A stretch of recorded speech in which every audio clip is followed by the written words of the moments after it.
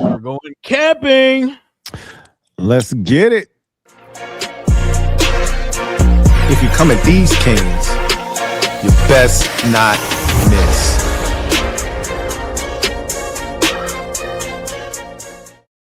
Shout out the game. Yeah. What's Y'all- good, fellas? What's good, everybody? What's good, Legion? How y'all doing, man? Camp is in full effect. Mhm. We got the pads on. Second day of padded practice tomorrow. We Yes, already sir. got one padded practice in the books.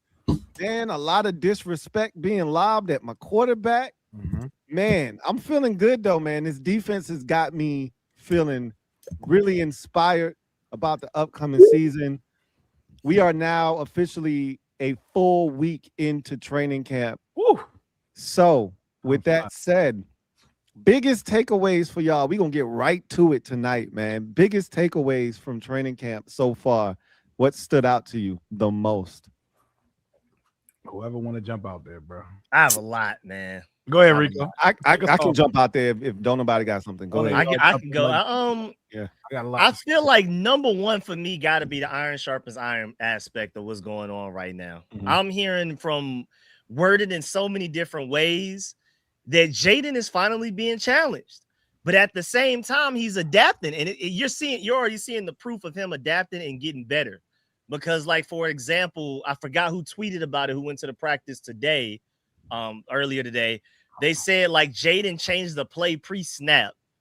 Then the defense, I think somebody, I don't remember who exactly it was, Sunny Style, somebody saw that Jaden changed the play. They changed their defensive play. Jaden saw that and then changed the play again based off of what their adjustment to his adjustment. Mhm. And also the fact that, like, okay, the first couple of days were a little rough, red zone drills and things like that. You kind of expect that. But now, even in red zone situations, Jaden's delivering touchdowns like it's nothing. So he's like, okay, the windows are tight. I'm being rushed because the pass rush is serious, which is a good thing for us to hear. And he's still like, he's just having to go to another level to produce under the same. Because it's not like the offense is just, I would say, from what I've heard and what I've seen of clips, that the receivers are just separating more or anything like that. Jaden is just took his game to another level. And that's all I ask for from this defense, man, to challenge Jaden, make him better. But at the same time, the defense is better because of what the offense is presenting to them. We're seeing trick plays from David Blau. I just love the what we got going on. I could talk about all of the different coaches, positional coaches, because I'm loving what I'm seeing from Eric Henderson. I'm loving what I'm seeing from Bobby Ingram with certain things as well. But overall, like, just the iron sharpens iron and how everybody's making each other better. Like, you know, if Laramie Tunsil, because we know who he is, you know, typically when the receivers are hooping, we're like, oh, our corners must be trash. When the corners are locking up, we're like, oh, our receivers are trash. Laramie Tunsil, we know who he is. So if Odafe Owe is beating him at times, then you know Odafe Owe is hooping for real. Oh, and then so now Josh Connolly's having to go up against that consistently in practice. So you know who Odafe Owe is just based off of who Laramie Tunsil is. So everybody's just improved. Literally the only thing not improving is the center position. Everybody else is getting better every day. Yeah. No, I piggyback back off that too. I would say the intensity of practice, it's ramped up and it's huge. Because last year, like I said last week, I know Rio went, I went, and it was really a 45 to 50-minute practice. A lot of rest days. We had some rest days today for a couple guys, but that was after intense practice. I mean, the practices are retiring guys. We had Nick Bloor retire. Now we had Akilo retire. We had guys tough practice and pads. Like, there's a clip of Sonny Styles running around. He's got blood on his jersey, drenched in sweat. Like, this is an intense, tough practice. And I love just the culture that Dan Quinn, he's just changed it. And he's taking it, like, I know he took it seriously last year, but it's being taken really seriously. And he's putting, he's really putting the money where his mouth is. But yeah, some of the other guys stepping up, man. Like, I know we're going to talk about Fab later. I am happy about that signing. I know we're not going to be super excited about it, but I think it's a good signing. I know Get a jersey, Ed. Hey, look, if Ed could, he would, bro. If Ed could, he would. That number 30, that's the jersey he's wearing. Yeah, shout out to Fab. We'll talk about him later. But like I said last week, I wanted to bring him in, just even for depth purposes, whether people believe, we'll see what's going on with Trey Amos. We'll talk about that later too, about his Instagram post. But other guys. Other guys are stepping up. Other guys are getting opportunities. You see guys like Lawrence Cager, Antonio Hamilton. Other guys are stepping up and playing hard. But no, it's really good to see that the D line, man, like they are wreaking havoc, man. And like Rico said, it's against legitimate starting left tackles, right tackles, guards. Like the D line is eating right now, and they're getting to the quarterback early and often, and getting pressure back there. So, but I love the intensity of practice. I love it. Yeah. Two things have stood out to me. The defense and the multiple looks. Rio went on Saturday, and Rio was like, bro, this shit crazy. they coming from everywhere, bro. It's 5 and 6 different, looks. Bro. And he said ends dropping, corners coming, safeties coming. He's like, bro, man. they throwing the kitchen sink at Jaden. And in that one sequence that Rio described to us, it's the perfect synopsis of what has excited me. He's like, bro, this defense is crazy, bro. They coming from everywhere. You don't know who going, who dropping, and they're throwing all kinds of different looks. The multiplicity of this defense, the different things they can do with all the different types of players that they have, body types and things. They doing untraditional 3-4s where they putting, guys like Charles Omenihu at defensive end, but you still got guys like Kaylavon Chason and Adafiowe on the outside standing up. And there's just so many things they can do, so many multiple looks that they can give you. And yet Rio was like, yo, Jaden cool, calm, and collected back there, bro. And he's getting rid of the football. He's finding his targets. And yeah, he wasn't looking to push the football vertically, but it was just being decisive. And that's the word I love to hear. And because the first day of camp, when Rio had Linnell on, he was like, Jaden was somewhat indecisive, right? Like he was holding on to the ball, felt like he would have been sacked on certain plays. DQ even said himself that it did be times where Jaden would roll out and he would blow the whistle, blow the play dead because he was like, hey, you would be sacked. And even though Jaden was like, no, I wouldn't. He said, and he probably wouldn't have been sacked, but we're going to give the benefit of the doubt to the defense. But the fact is, 2-3 play practices later, and Rio's like, nah, they getting the ball out. Jaden getting the ball out of his hands quickly. It's decisive. He's getting it to guys. He's spreading it around. He looks confident. He's throwing darts. It's accurate. And then you see the clips to back that up. That throw to Terry in the back of the end zone, are you kidding me? When I seen him throw that ball. That's like November accuracy, bro. And that boy already got it early August, man. Bro, with a guy that when both of them missed so much time last season, that's what makes it even more impressive too. Yeah. People think we playing when I say the ball is coming out of his hands faster and with more velocity on it, bro. He's stronger, and you can tell. Yeah, you can see it in the clips, and I'm pretty sure it's far more obvious in person. It's probably even more explosive, but you can see a quicker release through the clips sometimes. Like it's like a little flick of the wrist, barely any effort, and then it's just flying out. Yeah, it's so fun to watch him having fun and being able to get the ball to these different targets. We've made so much about the lack of, depth at positions, skill positions, and things of that nature, but he's finding guys. They're making plays, and the fact that the defense is pressuring him, that they're pushing him. And another thing that Rio said that stuck out to me, and I've heard DQ say this as well, is that I've always said that the next maturation of Jaden for me, and I remember saying this as a rookie, is he's going to start looking to throw on the move. Like his first instinct isn't going to be, all right, I'm flush from the pocket, I'm going to take off and run, right? Because that was his first instinct in his rookie season was, all right, I'm out of the pocket. Let me just go get this 9 real quick and get out of bounds. Now I think he realizes the threat of his legs is way more damaging to a defense than him actually running for 9 yards and getting out of bounds or running for 13 and getting out of bounds. The threat of him doing that, sucking that defender up and making him have to make a decision. And now all of a sudden, Luke or Terry or somebody is wide ass open now because the defense is falling apart and they're not plastering to their receivers. That's how you get that 37-yard gain on a off platform, second reaction play where things break down. And hearing all these different things, and then DQ saying flat out, like, Jaden is way ahead of schedule, bro. Like, I didn't think he would be this far along in David Blau's new scheme, but he's got this shit basically mastered already to the point where he's doing things and checking things at the line of scrimmage that we weren't really sure he was going to be doing at this point. So it's Jaden. He's a man on a mission this year, and he should be because of the amount of disrespect that's being lobbed at him. But also the defense. I actually think they're going to be able to carry. Like I don't want to get carried away with the defense. It's just good to hear that, like, legitimately, it's different. This ain't the shit that we was hearing last year when they was locking up bum receivers like KJ Osborne and Michael Gallup. This ain't that. And this ain't Von Miller, right? Old ass trying to turn the corner. Rio was like, yo, we ain't seen Ben like this in Washington in a minute. So it was crazy.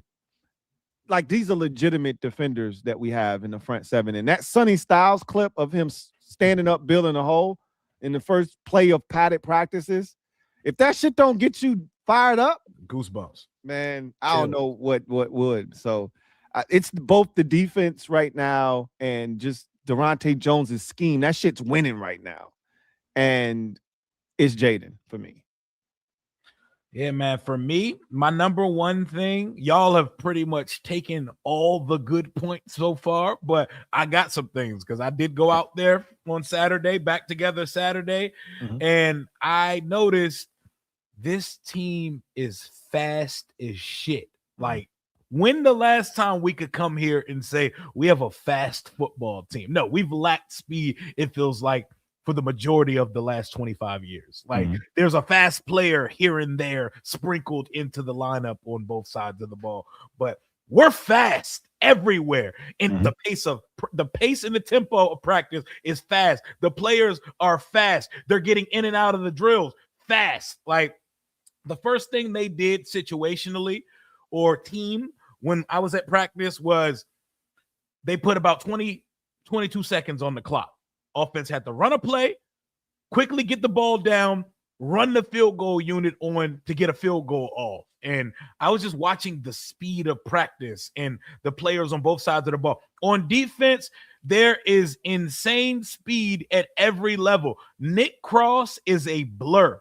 I'm not telling you he's going to be a first-team all-pro safety. I'm not telling you he's going to catch 15 interceptions like Ed Reed. But I will tell you that wherever the pigskin is, 25 is going to be right behind it. That is the fastest safety I've seen since I don't know when. You know, Troy Apke doesn't count. He is fast, man. He scares me watching practice because I felt like he was going to end Bill's career, and they didn't even have pads on yet when I was at practice. Fast as shit. Odafe Owe and Kaylavon Chason, both of them have crazy get-offs, but Owe's is different. Owe was running the fade with Laramie Tunzel pre-shoulder pads, but there was a couple reps where he blew by Tunzel. Tunzel's quick. Tunzel has quick feet. He has amazing hands. He couldn't even get his hands on Owe on a couple of reps. I said, ain't no way that's Tunzel over there. Oh, that's okay. The whole going blow for blow and band for band, the competitiveness of practice, like, so speed and the competitiveness of practice are my two things, because the defense would make plays, the offense would get right back at him. Jaden is under constant pressure. They threw the kitchen sink, the bathroom sink, the toilet, everything at Jaden, and he's still going through his reads and getting through the play. He's getting the ball out of his hands, and unlike Marcus Mariota, he's not scrambling in practice. Mariota scrambled like 6 times on Saturday when I was out there. Jaden was making sure he was looking downfield and looking to pass the ball. I totally understand Dan Quinn when he says things like Jaden is a lot ahead of schedule, further ahead of schedule than I anticipated. It looks like it. Even on the plays that don't work, the timing's there. The drop back from under centers there, he looks very comfortable in the offense, even though as soon as he takes his drop, He's not comfortable as far as how many people are in his face or in his lap immediately, but he's still making things happen. He's making quick decisions, and he knows where he wants to go with the ball. He's been on fire for 3 practices in a row now, and today he really lit their ass up, and they opened the offense up some more. But the speed aspect, it's on both sides of the ball, too. The linemen are moving fast. The receivers are fast, man. They're moving. Luke looks fast. Jalen Lane looks fast, but he looks like he's under control now. Last year, he was just running around like a chicken with his head cut off running route. He gets to his spots quicker. His hands look more natural. They say he dropped a pass today. I heard it was actually partly on the quarterback because of the placement of the ball, but he still could have caught it. But dudes look fast on this team. Antonio Williams has phenomenal stop and go. He gets around fast. Terry's fast. Van Jefferson's the fastest player on the offense. And both Bill and Rashad, they're moving with the ball in their hand. The team speed and the competitiveness of this team have flummoxed me in the start of camp. So we may not, I'm not trying to say that either of these units are going to, the offense is going to be good. I don't care what nobody says. As long as Jaden back there, offense is going to be good. I'm not telling you the defense is going to be a top 5, top 10 unit, but they're throwing so much at you. We're going to actually have a competitive advantage through both of these coordinators. I can tell you that on Sundays. And that is like music to my ears to hear how much faster. Like, we complained for so long, so much about being a slow football team. And one of the goals this offseason was to get faster, to get younger. And they have clearly done that. They have clearly gotten faster. They've clearly gotten younger. I'm starting on Sonny. Oh, my God. Yeah. Sonny? Yeah, he's different, bro. And everybody notices it. He's so athletic that he can thrive off of his speed and athleticism until the game slows down for him. Because clearly he's out there thinking a lot right now, but he's so damn athletic that he can overcompensate for that. Yeah, it's a beautiful thing. It's a beautiful thing to hear, like, all of this kind of coming together. Everybody that's been out there, all the beat reporters, all the fans that have been out there, it's the same thing. The same things are being said. So you know that these are real things that are happening. You can see it.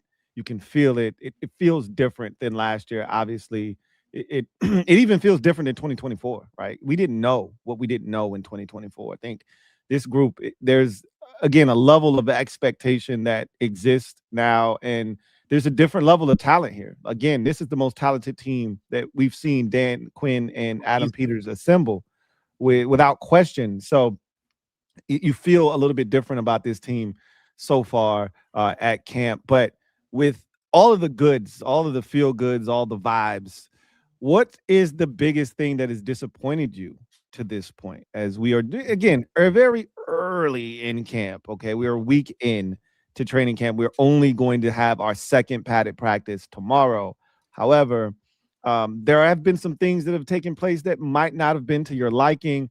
What's been the biggest thing thus far that you've seen from camp that you like, God? I feel like it has to be center by far. Like, I can't even think of a close second. I mean, you could argue, like, especially with all this Stephon Diggs momentum that's going around right now, John Comm, like, literally back-to-back days saying, nah, they're in contact with them. Like, they're interested. So I'm glad you brought that up, because am I tripping? Like, was that common knowledge? Like, no, he did say it kind of like we just all was. That was a throwaway line from John Keim. He didn't away, because I was like, wait, what? Why not? He didn't release it like it was breaking news. He's like, yeah, they're in contact. He said, no, they've been in contact, and he's like, it'll only be Diggs. They don't want nobody else. Remember, we heard from Jeremy Fowler, oh, they want somebody with speed, right? Like, he kind of dismissed Diggs here in Washington. And Keim is like, nah. It's either Stephon Diggs or they good.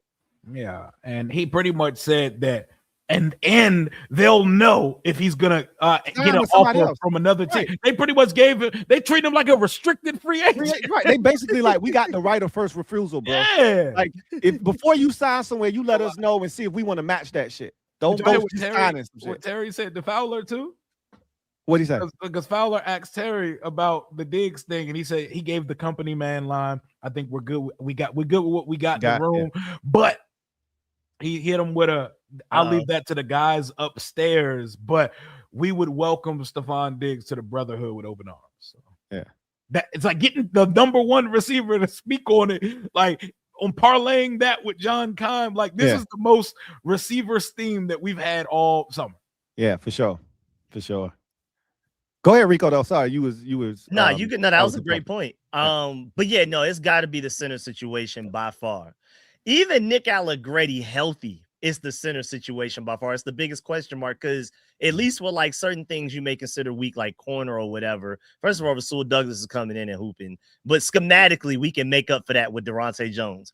There's not much David Blau or any genius. Sean McVay, Kyle Shanahan, Ben Johnson, whoever you name it, can do with a bad starting center, bro. That's direct. That's the quickest path to Jaden Daniels and him potentially getting hurt again. We got to figure that out, man, because there's no scheme for a center. You could do something to help it a little bit. Scheme can't fix it. Only help somewhat. And I mean, that could just have everything come crumbling down because it feels like we have the makings of a potential top 5, top 10 O-line ignoring center. Samuel Cosmi is going to be better than we ever saw him in 2025 now that he's strengthening. I'm seeing like and hearing that like in the one-on-ones, he like dominated the one-on-ones with the offensive line and the defense. I heard the defense went overall, but Cosmi like dominated his opponents. And so like he's back to 2024 Cosmi before he got hurt in the Detroit Lions game. Josh Connolly's only going to get better. You see what Laramie Tunsil's doing with them every day before and after practice, working out together. Laramie Tunsil, we know who he is. Confident between Chris Paul or Brandon Coleman, whoever starts there. But offensive line out of every position in the entire sport is the definition of you're only as strong as your weakest link. You can have 4 Hall of Famers at the 2 guards and 2 tackle spots, and you have a bad center. Your offensive line is bottom half of the league easily. So we got to figure that out. But again, even Nick Allegretti healthy, this is concerning. Him hurt. And then on top of that, you're hearing and people, everybody's saying that Julian Good-Jones is over snapping the ball. That's the second time he's done that. Can't even, man. So that's red alarm. That's 5 out of 5 concern right there. Yeah. That's a good one, and that's easily the biggest thing to get rid of after. I can't think of anything else really. Yeah, that is definitely at the top of the pile, as a wise man likes to say. I think if there were something else, it would be corner. For me, like it's pre-safety for me. And I'm about to say safety. It's the secondary, really. I'm gonna be honest. Hearing Jeremy Reeves. That is the answer. That is the next answer, bro. Like I forgot about that. Love that for him that he's getting the opportunity, and I love the multiplicity of this defense and how they're rotating in guys to play in spot. But Jeremy Reeves, who looks like he could be the starting free safety for my football team in 2026, that terrifies me. The fact that he's having an expanded role and everybody's saying, "Yo, Jeremy Reeves is getting a ton of offensive snaps, bro." That's a nasty situation right now. That's a development to keep an eye on because the safety position is one that I don't think we actually know what the hell's going on there. I'm not sure. Well, we know what Nick Cross is. We know what Nick Cross is. That's the thing is we were talking about 6 safeties and 3, safeties being locks to make the roster, and it's probably more like 4. But I'm not sure anymore. Like Will Harris, I think he's going to make the team. I don't feel like they're in a position to cut him. But, like, he wasn't getting as many reps defensively as we thought he was going to get. I seen Quan Martin running with the 3s, bro. Like, I was like, whoa. Like, there's an Antonio Williams touchdown that he caught from Sam Hartman. And you see Quan Martin trying to get back there on the play. Those are the 3rd stringers he's out there with, bro. Yeah. Good so point. I do remember that. These are very fluid lineups that they're out there. Like I've seen Percy Butler with the 1s, bro. Yeah, they throwing a lot of different. Hell, Ed's boy Lawrence Cager caught a pass from Jaden today. Like they're throwing all kinds of different combinations. So you don't really want to get chair. He said, Ed. Yeah, you heard. He said Ed perked up like They gave him an extra 30 minutes of not sleeping. Yeah. No, man, but no, to go back to the disappointment and circle back to Cager and Quan Martin. But Yeah, no, I mean, like you said, Rico, the center position, Julie Good Jones snapping the ball over people's heads and stuff like that, trying to get Matt Gould acclimated. I have been hearing and seeing on social media that Josh Connerly had up and down days, so he's still developing. He'll get there. He's learning from Laramie Tunsil, still getting stronger. He definitely bulked up and shedded some pounds at the same time in the offseason. But I heard he did struggle, and he's going up against Adafe Owe. He's going up against KC45. He's going up against Charles Amini, who Josh chose KC45. Yeah, he's going up against some studs. I heard Javonte John Baptiste has been getting in the mix. Like the whole edge room has really been getting after it. So he's going up against some really, really good edge rushers. But definitely want to see him improve from last year. So that's really it for the disappointments. But yeah, no, I mean, I've seen the clips of Quan with the 2s and the 3s, and they really like Jeremy Reeves. Like Dan Quinn loves him, and he really wants to see more out of him other than special teams. And he had some good moments last year, but it does show like the safety room depth that we have, So Will Harris, they like him a lot too. Percy Butler's more of a special teams guy. They got Malik Spencer, who has made some plays. That's good with the 2s. That was a nice interception he made. That interception. Yeah, that was a nice interception. Yeah, so good to hear some noise out of him. But yeah, Jeremy Reeves is going to have a strong role other than special teams. So he does play like a missile. I know last year in preseason, he was trying to take people's heads off, himself almost included. I mean, he was hitting everybody, teammates included, right? He was just out there throwing his body around. Yeah, he got a couple penalties in that Patriots game. But, yeah, it just shows the safety room. So, I mean, maybe they can make it work with him in there, or maybe there is a 53-man roster preseason cut that opens up another spot for or another safety is released from a different team. We pick him up, so that's a possibility too. But that's about it. There's really not a lot of negatives to take away. Everything's been positive for the most part so far. How about everything was all good just a day ago at the kicking position, and then all of a sudden Jake Moody loses his mind? Oh no, today. Everything's good. Everything's good. No, because you want Drew Stevens. Yeah, Drew Stevens. Yeah, everything is perfect. It's coming according to plan now. Thank goodness. I need pressure applied to Drew Stevens. I need both where kickers. We need to be, Lou. I need both kickers applying pressure because I don't want anybody feeling like they got this shit in the bag. I want to see pressure producing diamonds in this particular instance. Moody can't kick from 50 plus, man. Well, he missed a 49-yarder today, and he missed a 53-yarder. So the 2 kicks that were the furthest, and he missed a 48-yarder as well. So all of the kicks that were a little bit longer in distance, he missed today, which is not a good omen for him. Then I also heard that Drew Stevens hit a 55-yarder 2 practices ago that had about 10 yards of distance left on it. Like 64 for sure. It's the thing that we already know. Here's what we know. He is got the bigger leg. Moody's not going to outkick him. Mm-hmm. Moody only can outlast him. And today was a damaging blow to him outlasting Drew Stevens, because to me, all Stevens has to do is keep it close. He doesn't have to necessarily win the kicking competition. He just can't get blown out, right? He can't go into the first joint practice and go 2 of 4 and then miss his first kick like Matt Gay did last year in the preseason game. Right. Like he can't do that shit, right? If he's just close and everything's kind of even and he's close, his leg and the potential for that. And oh, by the way, that's an Adam Peters guy because that's the guy that I picked, essentially. I think he gets the upper hand and he gets the nod, but he has to be consistent. That's what L to the Izzo told us. Like the guy that's going to win this job is going to be the one that's most consistent. Yeah. And surprisingly enough, that's been Drew Stevens now. Yeah. After yesterday, I seen someone go back to the OTAs and they have their like total makes and attempts all the way back from the spring until right now.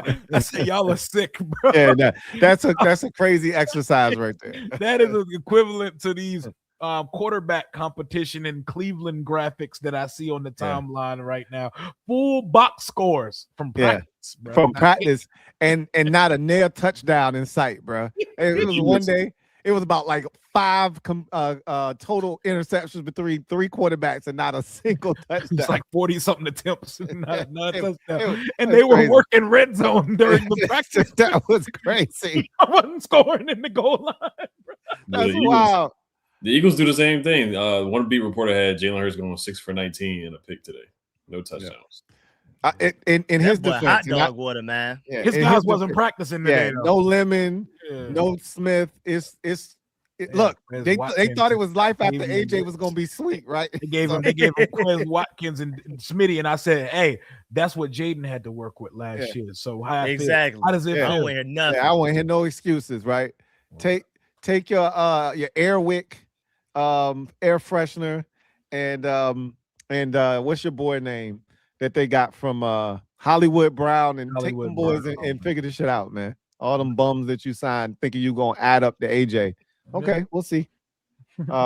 So they hoping they can Voltron into an AJ Brown. I know what you don't hear. You don't hear the quarterback in New York, and you don't hear the quarterback in Philly having days like my boy be having over here. Yeah, I haven't heard nothing from him. At the end of the day, this has been a pretty good camp to start. Like, you feel like a lot of what Dan Quinn said wasn't lip service in terms of learning from some mistakes, wanting to have put on like so I got to do this for Rico, because Rico actually did some homework. So I got to let him bask in the glory of the homework that he did. Hey, yeah.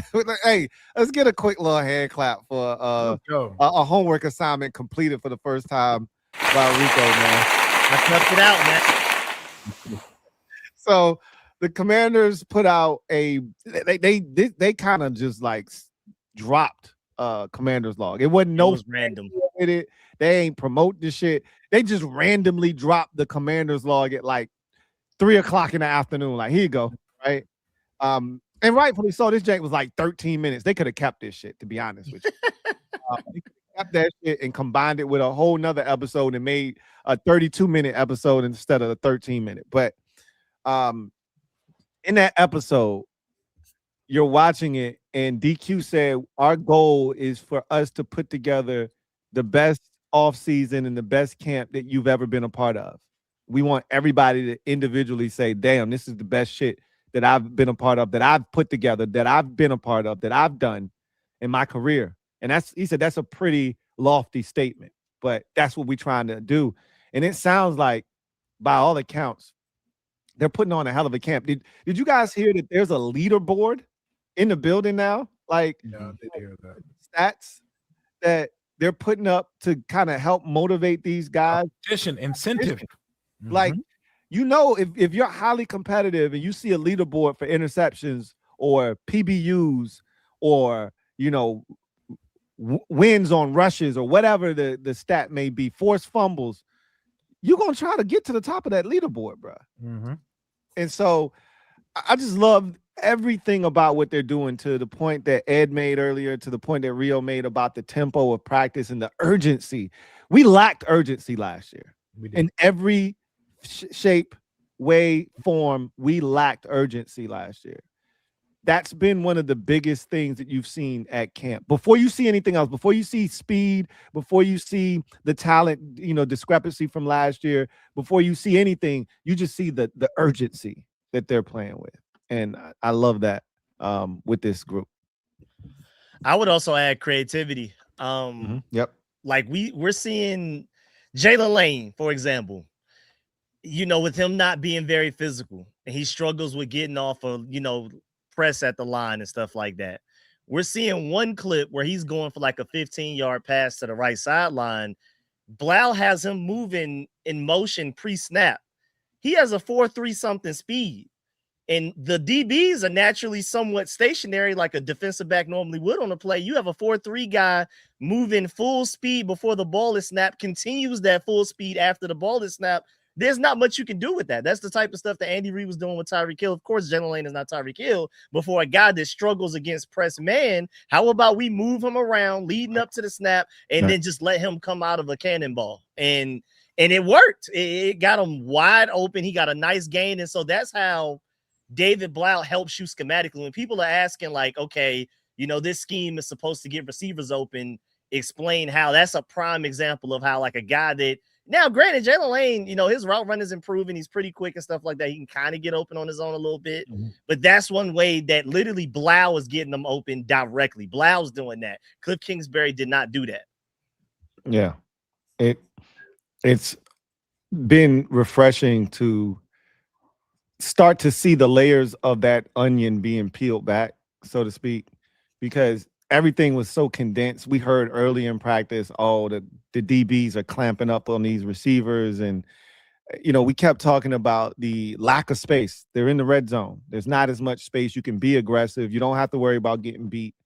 And as they start to open up the space in the field a little bit more, I think you're going to start to see, like, we didn't hear Chig's name at all early, the first 3 days or so. You didn't hear nothing about Chig. Chig's starting to come to life now, So you're starting to see a little bit more of some of the playmakers now that the field is starting to open up a little bit more. So, I'm really excited. And Jeremy Fowler just had a little thing that he did where he talked about David Blau's creativity. And it's showing, like, you can feel it. I feel like both of our coordinators are super creative, right? Like, DQ was talking about Durante, and he's like, he's on the cutting edge of disguising. Like, that's the thing that I feel like is the superpower of Brian Flores, right? Is before you can try to, they talk about having the pen last, essentially. You're trying to figure out, because the superpower of the quarterback is pre-snap knowing what the defense is in, so you can determine where you're going with the football, right? But if you don't actually know what they're in, and they're doing a great job of deciphering that, and they don't break into whatever coverage they're actually in until you're about to snap the football, that changes everything. And Durante Jones is, bringing some of that Brian Flores flavor here to Washington. And I just love hearing the diversity that exists defensively now. And another thing that's been, let me ask you guys this. So we've talked about the most impressive thing. We talked about the thing that was the most disappointing. What has surprised you the most? What's the thing that maybe has surprised you, that caught you off guard? I have two, but somebody else wanted to go first. The tight end room as a whole.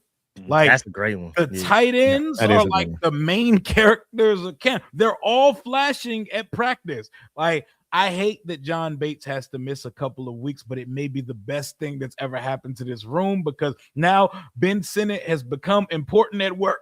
And is he going to sink or swim? Is it going to ruin his life, or is he going to relish in the moment? Ben Sinnott is making plays in practice. Chika Okonkwo is making plays in practice. Ed's client, Lawrence Cager, is making plays in practice. What is Cager running with Jaden and running with the ones for? He's making plays in practice. Who makes a lot of plays in practice? Colson Yankoff. Yeah. Colson Yankoff, bro.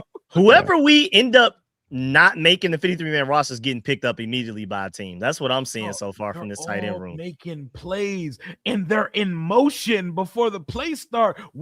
Motions in the tight ends are like my biggest takeaway of the offense, because that's a lot of pre-snap movement. And for a team that did not do much pre-snap movement, like, there's a play where I think it was Luke. I think he motioned 4 times. Like, he was just running. That's why he ran like 30 yards before the play started. And there's plays where multiple guys are shifting and moving before the play start. They have to get that tightened up before the season starts. Yeah.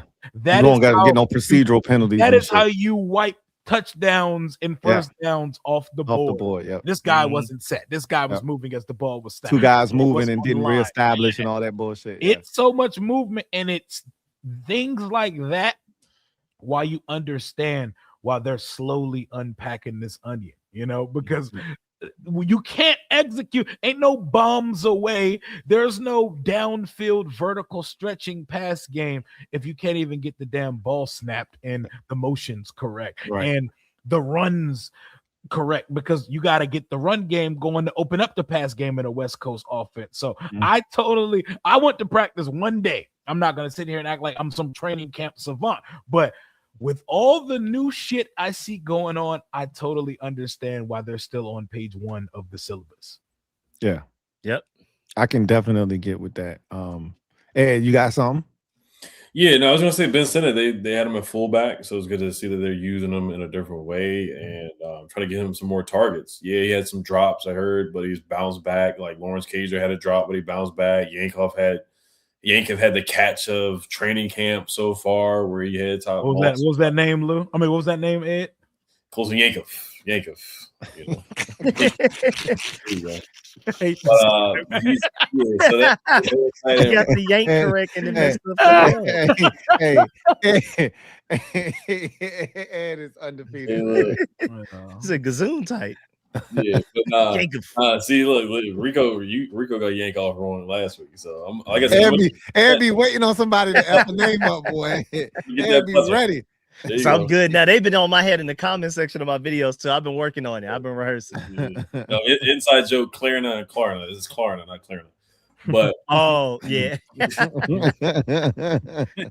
But yeah, no. To piggyback off of Rio, the tight end room has really stepped up, man. It's good to see Lawrence Cager get some bump, man. Like I said, he's an athlete. Like he can move, man. Like the Patriots catch in the preseason game last year. Like that was a really nice route and a nice catch. And he's done things in the league before. He was a wide receiver at Georgia, converted to a tight end. So the guy can move. I just want to see him get a chance. Like I said last week, Ricky Seals-Jones type of role where he gets 10 catches for 180 yards. Like, I really think he's capable of doing something like that if he gets the opportunity. Of course, when John Bates comes back, he'll probably go back to, wide receiver 4. I mean, a tight end 4 or 5. Because I know they have Yankov ahead of him right now, but he legitimately is getting wide receiver or tight end 1 snaps right now with the first team getting passes from James Davis. So it's good to see him get that opportunity. Other surprises, trying to think of any other surprises really, but I think it's really just that tight end room. There was one I was thinking about too.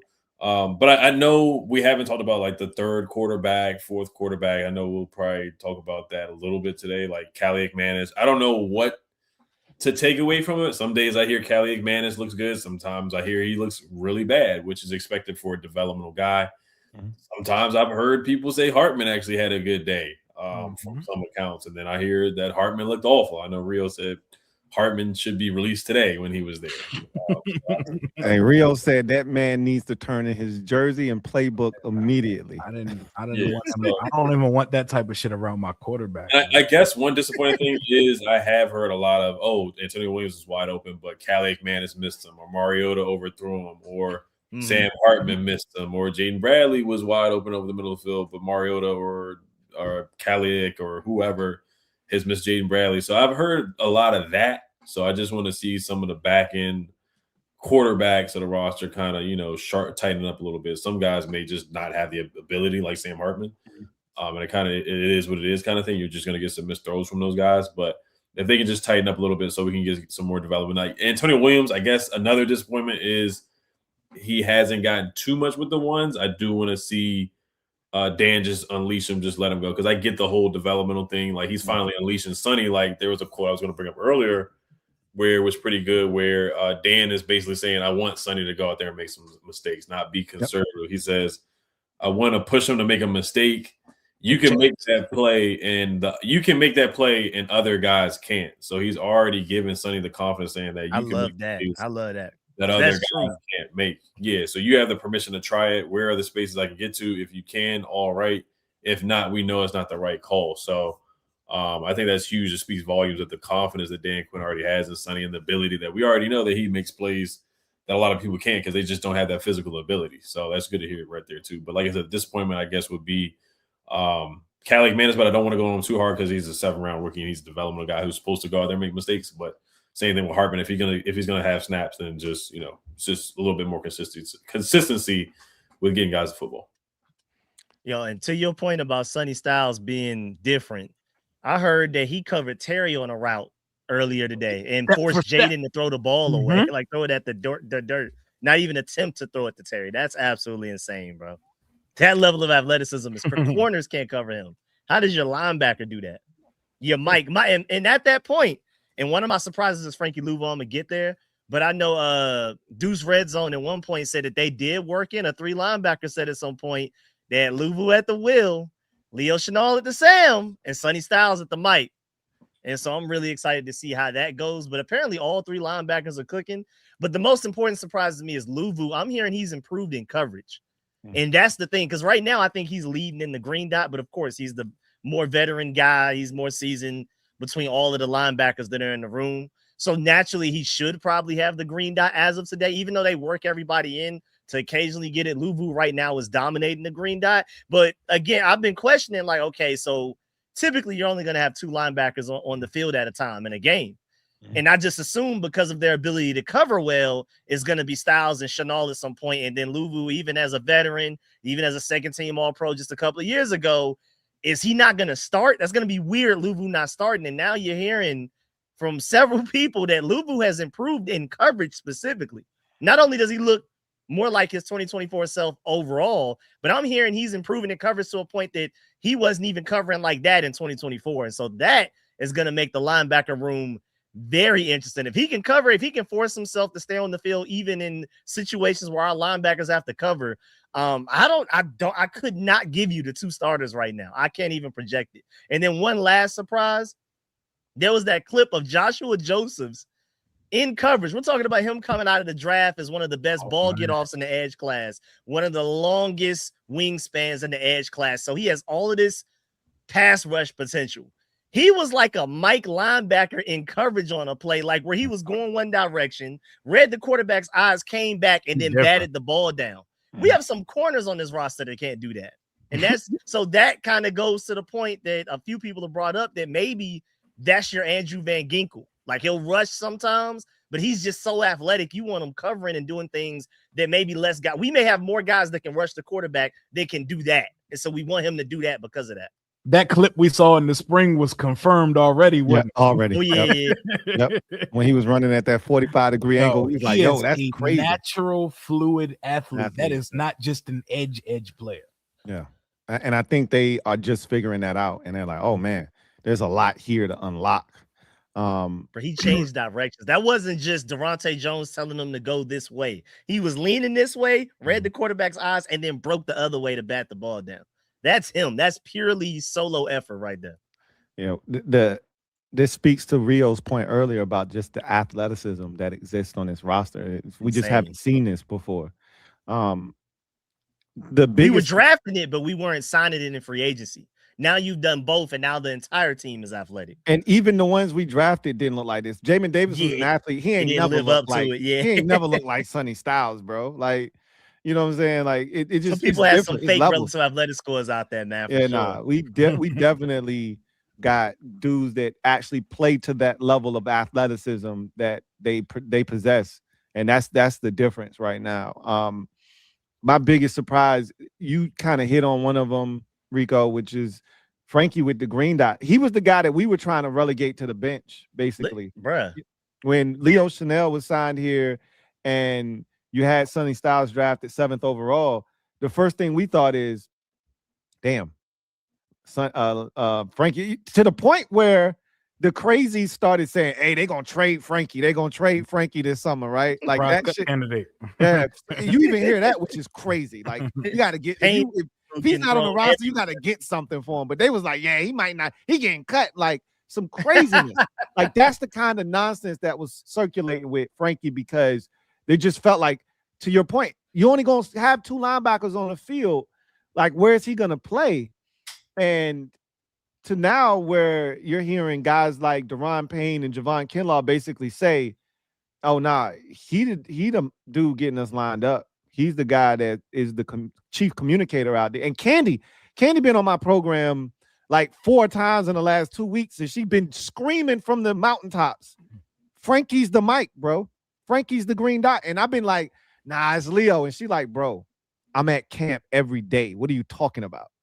Like, Leo is not the guy. I'm just telling you right now, it's Frankie or it's Sonny. And now he was the guy in that one interview with NFL Network. He made it sound like he made that shit up. Sure everybody's got the Jeremy Reeves has a green dot, bro. Everybody got the green dot. You know what I'm saying? And at practice, they empower all these things. All of them are getting it. And it's probably too early for us to start putting guys in roles and defining them, but because they're putting people all over the place, man. Yeah. I was so confused. It was so much easier following the offense than following what was happening on the defensive yeah. side. They're rotating dudes in and out the defense.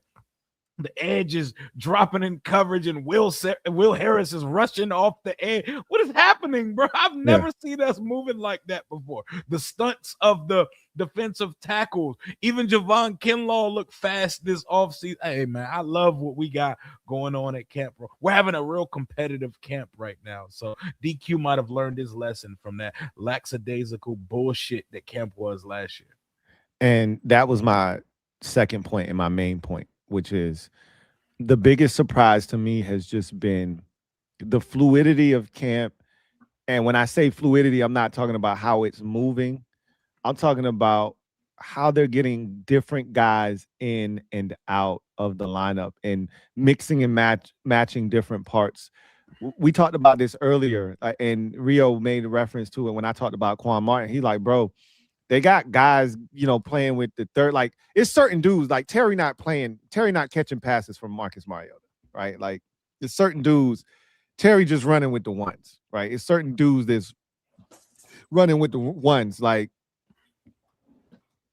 certain guys aren't going to be. But Bill was taking a carry from Marcus Mariota, like one of the weird things that's happening that's actually, different. It's cool, but I want to know, like, what's everything they do is intentional. Like, there's an intent behind it. So why are you starting team drills with the second team offense and second team defense every time?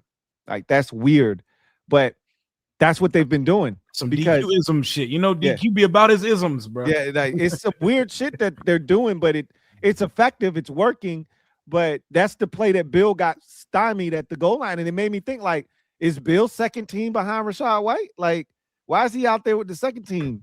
Because that was Marcus Mariota. That was Sonny Styles, who is still second team defense right now. That is practice for DQing them. That's how they operate, bro. Yeah, and that's my point, is that as smooth as things have gone, part of the reason it's gone smooth is because I don't want to say they just trying shit, because there's a method to their madness. Mm-hmm. But the fact that they're giving so many guys opportunities, we just talked about Lawrence Cager catching a pass from Jaden Daniels, right? Even with the injury to John Bates, that shit doesn't have to happen, right? They don't have to put Lawrence Cager in with the ones. Mm-hmm. But to be giving guys opportunities, like, this isn't lip service from Dan Quinn when he says it's competition. We're going to give guys opportunities. We're going to put them in spaces that are uncomfortable. We want to see how they're going to handle it. And then we'll make our decisions and our judgments based off of these reps that we're going to give guys. And I love the fact that they're putting these guys in these different situations. And another guy that has been a very pleasant surprise, even though I knew he was talented and could do it, is Rasul Douglas. I think he's playing really well right now, to the point where you got people talking crazy like, hey, he could be the answer opposite of Trey Amos, like, when this shit is all said and done. So again, it's early. Don't get carried away, but Rasul Douglas is he's like that. He's a turnover producing machine, and he's been around the football since he's gotten here in Washington. So what I want to do is I want us to get a quick word from our sponsor. Matter of fact, bump that. Let's talk about our shit. Let's do that, because we gotta we're getting close, man. We less than a month, days away. 19 days away or something. Let's talk about our shit. Yeah. Commanders Kings toast to the season coming up here. Yes, sir. Live from Hook Hall in the heart of DC, Sunday, August the 23rd. Hey, y'all, that's less than 3 weeks away, man. Like, we really, like, it's, what is it, August 4th right now, right? Yeah. I'm not tripping, right? We wake up in the morning, it'll be August 5th, so that'll be 18 days. Like, we less than 3 weeks away from this event taking place, like, literally 2 Sundays from now, like 3 Sundays, from now. This event is taking place. We got less than 100 tickets left. All right. Like, shout out to everybody who's purchased tickets. Like, let me get a quick little hand clap for everybody that's already purchased tickets, man. Tickets, man. We under 100 tickets left for this, man. Yeah, and it's crazy because this event, we had so much more space this time around. Y'all, I think some of y'all have seen the post that I put up of the event space. If you haven't been to Hook Hall, it's a pretty big venue. And the amount of tickets that we had available, we were shocked at how many of them sold so quickly. So shout out to everybody who's purchased. And it's still time to get in the building. I know last year, as we got closer and closer to the event, people started, getting that FOMO and not want. Look, you got an opportunity. We letting y'all know that the number of tickets available is dwindling. So get your tickets. They're a general admission price now. They're $75. There's 2 links in the description of this video. One is the direct ticket link. So if you're just not interested in nothing else but buying tickets, you go to that link. If you want Stripe, that's the Stripe link. Right? Yeah, that's the Stripe link. And it actually says direct ticket link.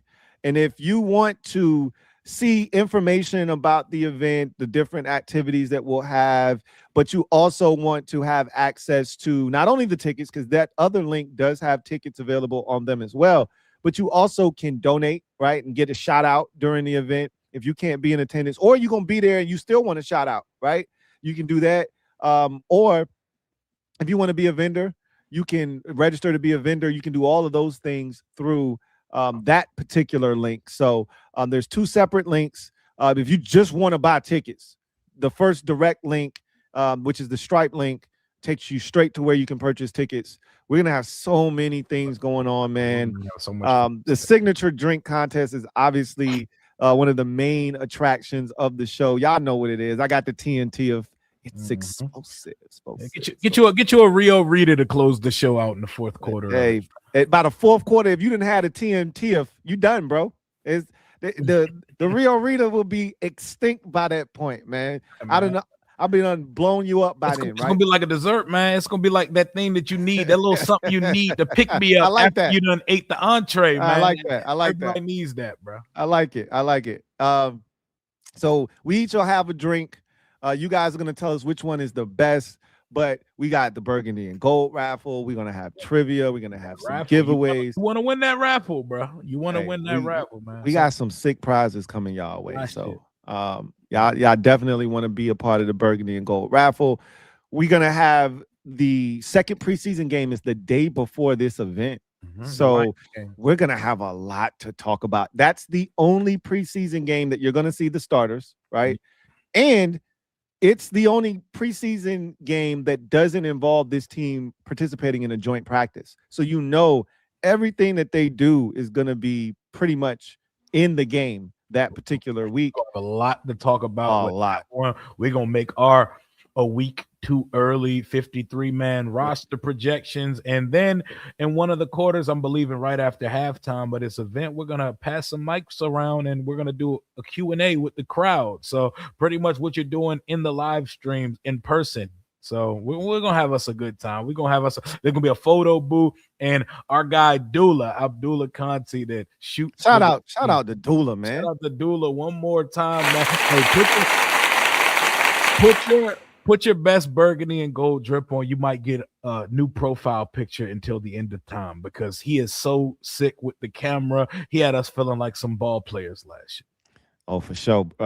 He had us feeling like Jaden jumping over that. Hey, we was waiting. Bears defender in the air like this. We was waiting for the Dula package, bro, like it was a release date, bro.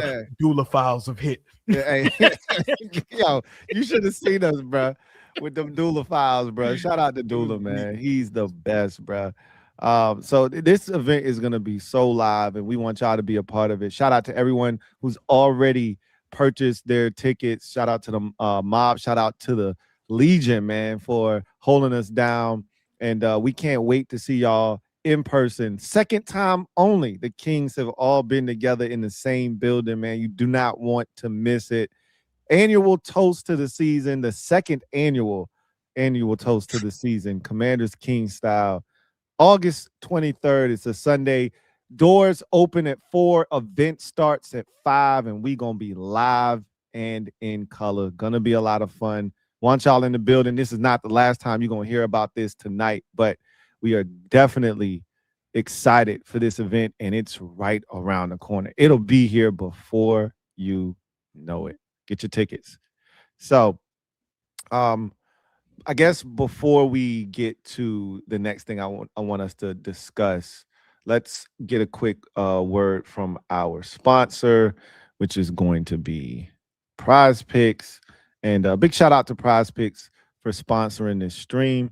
If you are not a member of the Prize Picks family, then you are in luck, because there's a link in the description of this video that will take you to where you need to go to I think this is the one I need right here. There we go. To download the app. The app is available in states like Florida, Texas, and California, and so many others across the U.S. #1 sports picks app in America for a reason. Use the promo code, as you see on the screen, HMA. As a first-time user, that unlocks an opportunity for you to play $5, whether that's a 2-pick power play lineup or a 3-pick flex lineup, as Ed likes to say. Hey, baby, flex it. Flex it. You win that $5 power play or that $5 flex lineup, you get $150 instantly in lineup bonuses when you use the promo code HMA. So it's an excellent deal from Prize Picks. And I think, fellas, we about ready to put our big ticket in, man. I think we're ready to put that big ticket in. About that time. It is definitely. Let's see if everything. Who were they playing with? Was it a Chig that they was playing around with? Yeah, they didn't have much. Let's see if everybody's up. If everybody's up there tonight, we're gonna put the ticket in right now. We're gonna do it right now. Let's see. We go to NFL season. So we had Jaden for the, what do we have? Jaden for the touchdowns, right? Pass touchdowns, right? Yeah. And Jaden for the pass touchdowns. 25 for the passing touchdown. Yeah, 25 for that. That was my zone. I was like, lock it in. Yeah. So did we agree on 25, right? I think we went up to 25, right? Did we go up to 25? Yeah, we went to 25. Yeah. I say, if anything, this training camp has made me think he's even more likely to hit it. We toggled, yeah. Yeah. We can't go to 30 because we haven't had a quarterback do that here. Yeah, right? I've never seen that in my life, so I can't go there. Can't go that far, but we can definitely go to 25. So we'll do that.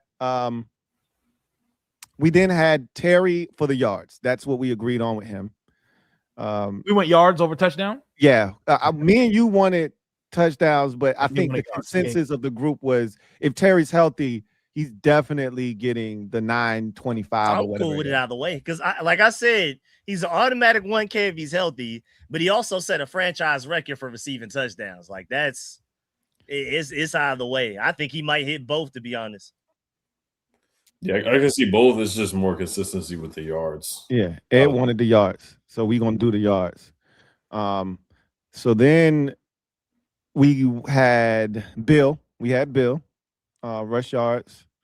And I guess what I need to do, let me just go to Chig. Let's go to the receiving yards, because if he ain't here, then we ain't gonna be able to do it. So we doing all of this. It don't matter if Chig not here. Let's see if he's here anywhere. There he is. So we can do it tonight. All right. So Chig's there for we wanted him for the 500, right? I think that went up because you said it was like 475 before. Yeah. See, look what camp do. Everything you need to know. Look what training camp do. Yep. This is why we got to put this in right now. No, Las Vegas system agents to our training. The Hall of Fame game tomorrow, bro. We moving through this shit. Oh yeah. It's Thursday, right? It's Thursday. It ain't Wednesday, is it? Yeah. Well, it's gonna be Wednesday at midnight. Yeah, it's on Thursday. Yeah. Okay. We're like a day away. I'm about to say, oh shit, they moved it to Wednesday on my eyes. I don't even know about it. All right. They moved some games to Wednesday, actually. Yeah, we got the first game of the season is a Wednesday this year, just so y'all know. Mm-hmm. So y'all on top of that. We had Bill at the 549, right? 550. That's too, man. That man hit 800 off of not starting most of it. Come on, man. Yeah. That's free. Yeah, so that's 4. Do we have anybody else for the Commanders on this list? No, I think it was just them. It was them 4, and then let's see if they change anything like sacks. They need to have a Laramie Tunsil Stonewall, Laramie Tunsil pancakes line. Yeah, we still don't have nobody up here for sacks. I would love to see if they put a I was about to say, Daffy up what they here. got on Dafe? Because they probably would have Yeah, something low like yeah. 5 or 6. Yeah, I would love to see if they had a Daffy joint up here. I would have definitely been like, yeah, let me get that real quick. For sure. They probably would have had it extra low. Let's see. Regular season games started. Oh, okay, this just for the rookies. No, it's not because Kyler in here. It's all for the teams with a Hey, that quarterback. Kyler touchdowns, bro. They still got him at 17.5 for passing touchdowns because that shit, like, I see him getting over that. Yeah, Well, I'm not touching Kyler. Bijan and Gibbs Bijan just got paid. His number probably changed, bro. They had Bijan and Gibbs at some shit that you was like, oh no, they're definitely getting that, bro. He got Rushing receiving touchdowns. You want to check theirs? 17 for Jameer and 13 for Bijan. Total touchdown. Yeah, I like yards for them. Yeah. Okay, let's go there. Because what was the last two? I know we had the Josh Allen joint, and it was like it was something Gibbs or something. I think it was Bijan something. So we had Josh Allen pass yards. That's there was a stat that we randomly populated at some point in that. John, so it was something we found on the way. It might have been Rico or somebody that found it, and like the random defensive back sack. That's the only thing I look at. I don't know. I don't remember what we ended up doing. So are we cool with the Josh Allen 3,600 yards passing? Yes. Yeah, I think that's pretty automatic, right? Mm-hmm. And then I like the Malik Willis less because the Dolphins. we told hey, we told you we are not doing any less. Less shit terrifies me, bro. Ed can pick the last joint. He just can't pick a less, bro. We cannot do a less. Ed is the king of about A-Chain. We talked about A-Chain. That's what. Oh yeah, it was between A-Chain and Bijan. Was it rush? They had like A-Chain. No. Like under 1,000 yards. No. It was Jeremiah Love's touchdown. It was like 4.5 touchdowns that we did. That's what it was. That's what it was. It was his rush touchdown. I was like, there's no way. Let's see what his rush receiving touchdowns, because he might catch more than he might actually. You got to get a good lesson. You got to get at least one good less. I'm taking a less on the Hall of Fame game for the total. It's at 35.5. I'm gonna take the less. Kenny Pickett is starting, and the rookie Carson Beck. Mm-hmm. So I'm taking less. It's gonna be like 13-10. Hey, Ed, you are diabolical, bro. Less is scary, bro. I'd be way more nervous watching a less than a more. Oh, Malik Willis one makes sense. I mean, you look at the receiving core, it's Tutu Atwell and Malik Washington. So how many of those can we name? Coleman Jr. Yeah. What's the kid they drafted out of Texas Tech? Chris Bell and Chris Coleman, Kevin Coleman Jr. You said out of Texas Tech? You talking the Dolphins? Yeah. Yeah, they drafted the kid out of Douglas. Yeah, Douglas. There you go. Douglas. Yeah, they got a whole cast of misfit toys over there in Brazil. There's no way Malik Willis gets more than. Hey, what if he hooped though? Yeah, exactly. Like you just never know, bro. You know I'm biased, so I'm gonna keep my opinion out of it, man. So are we going to Jeremiah Love 8.5 total, or you just want the rushing? I think the rushing was 5, like 4.5. I think I like that. I like the touchdowns for Jeremiah Love. Which one? Rush or rushing receiving total? How much was it rushing receiving total? 8.5, and then just rush. I like the rushing touchdown. He's gonna score 5 rushing. 5. So it's up to 5.5 now. It was 4.5. It's now 6. It's now 5.5. Y'all still cool with that? They knew. They knew, but I feel like he still could get 6 though, man. Bill had 8 touchdowns last year, bro. We wasn't on shit. Yeah. Now keep in mind that they offense ain't. Said the Cardinals. Their offense gets busy though, but they do pass a lot. But that offense moves the ball, man. And they got the ultimate touchdown bandit on their roster too. Yeah, they got Algier, but they took this boy top 3. They got 2 of them. They got Algier and Connor whenever he's out. They took this boy top 3, bro. He gotta score 6 touchdowns. I'm with you. I'm with you. Yeah, I'm cool with it. I'm cool with it. All right. Ed, are you good with that, or do you want the rushing and receiving jump? More on the rushing touchdowns. I am a little concerned. I'm not gonna lie, because that O line is rough. But he's gonna score. Hold on, before we press the button on that, Ed did make a good point about And now I'm nervous about Devin A-Chan, but let's just go to his rush yards because I think it was at like 999 or something, like 1,000 or 925 or some shit like that. Is that 975 for Devin A-Chan rush yards? What did he have? Like, what's the lowest amount he's had in his career? He's got to run for a stat. I'm pulling it up. He probably had 1,200 rush yards last year. Yeah, he's running for 1,000 yards, man. Unless he gets hurt. Man, you just named their receivers. I'm just scared that they're gonna load. Now, I know every time you load the box, that man had 1,350 rushing yards last year. Put that boy for 1,000 yards. Yeah, but that was with Waddle and Cheetah. Reed got hurt. Reed got hurt. Remember? Yeah. But he was still his first 2 years. His first 2 years, he had 800 and 907 yards. His first season, he only played 11 games, though. Yeah, and last year he did 1,316 games. He's running for 1,000, Lou. They just paid him a bag, so he's about to get the fuck out the football. Right. Yeah, and they don't have the receivers. They don't have anything else. He is the offense. That scares me. All right, hit the button. All right, so we're going to change it over to this. All right, so that jank came down significantly because I think the last time when we had done this, it might have been too that the tight end that we had in here in place of Chig pushed it up because it was 30.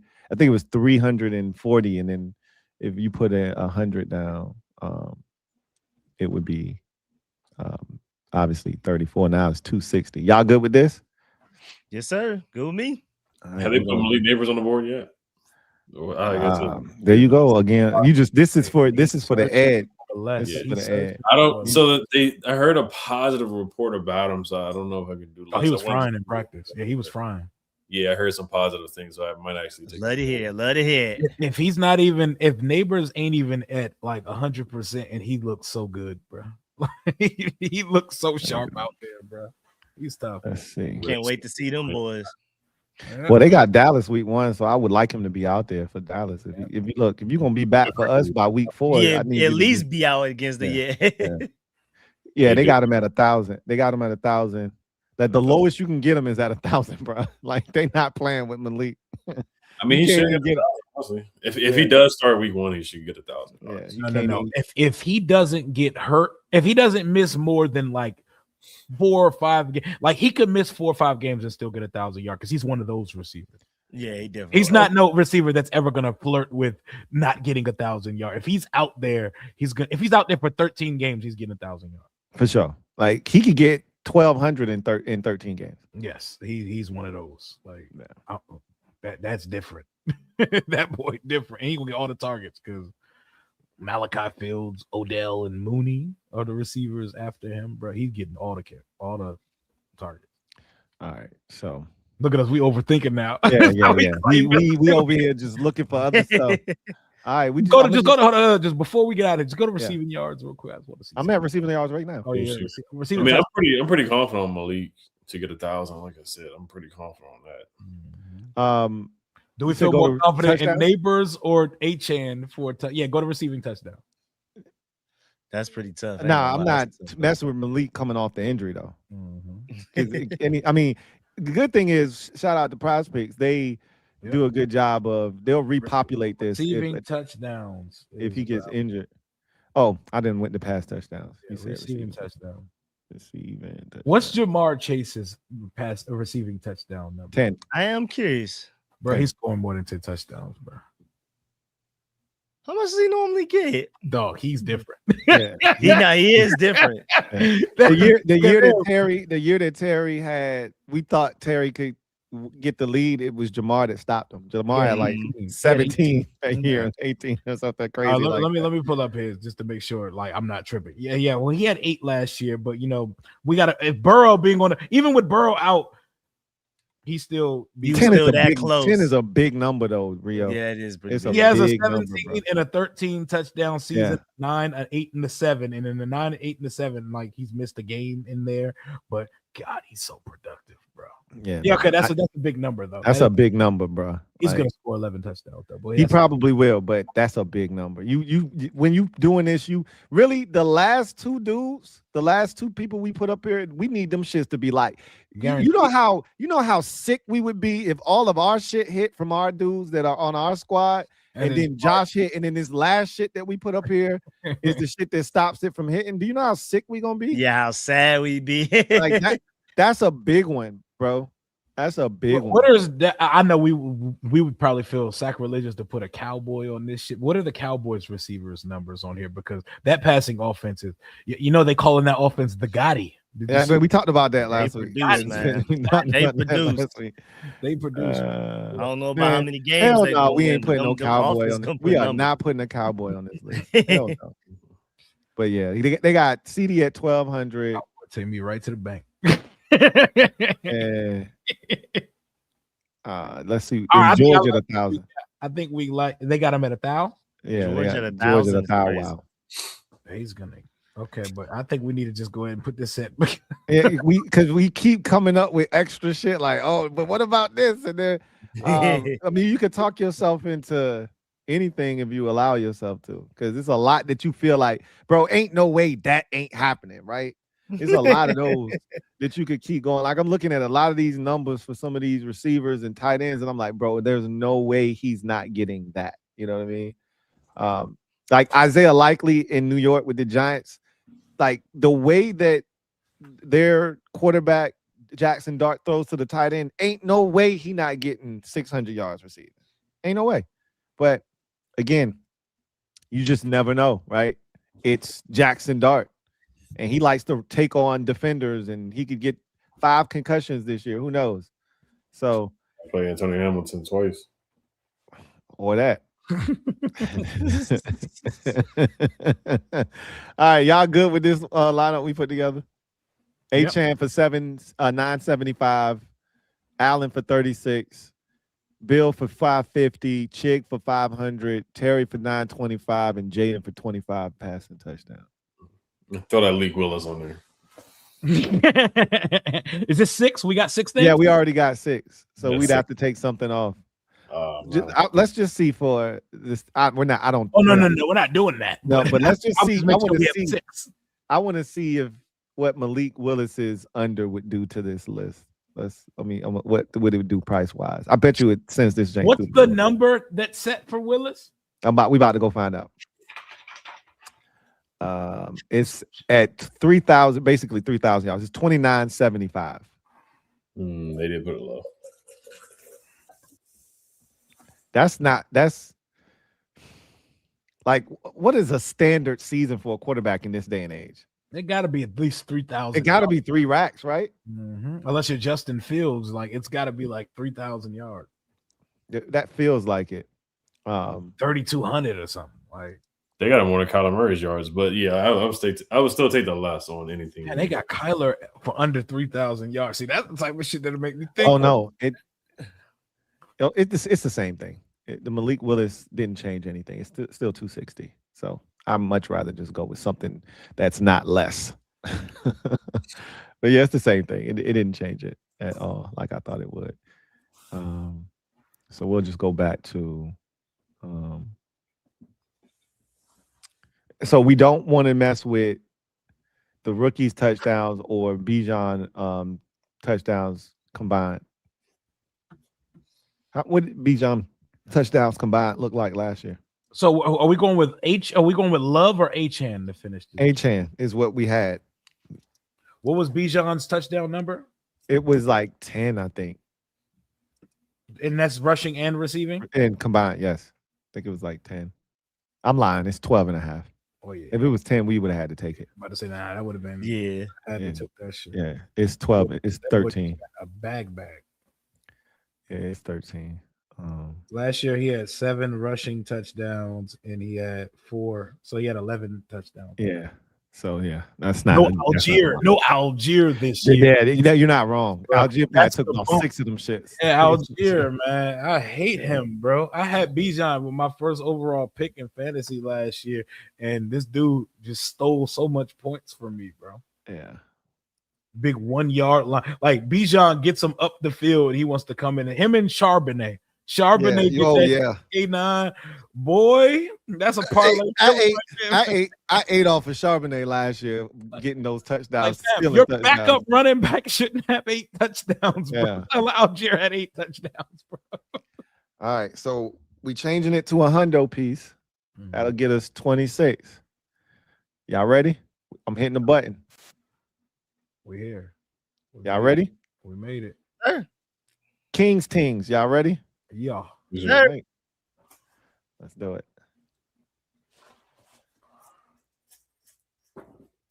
All right, we locked in for the season, y'all. Good year. Let's do it. Good year, man. Let's get it, man. Let's get it. Clap it up, man. We did it. We finally did it. All right, so that would be a cool 6 and some change a piece. 6 and some change a piece. All right. I like that. That'd be a good day for us, man. Facts. Facts. All right. So this type of as we get ready to exist playoff run too.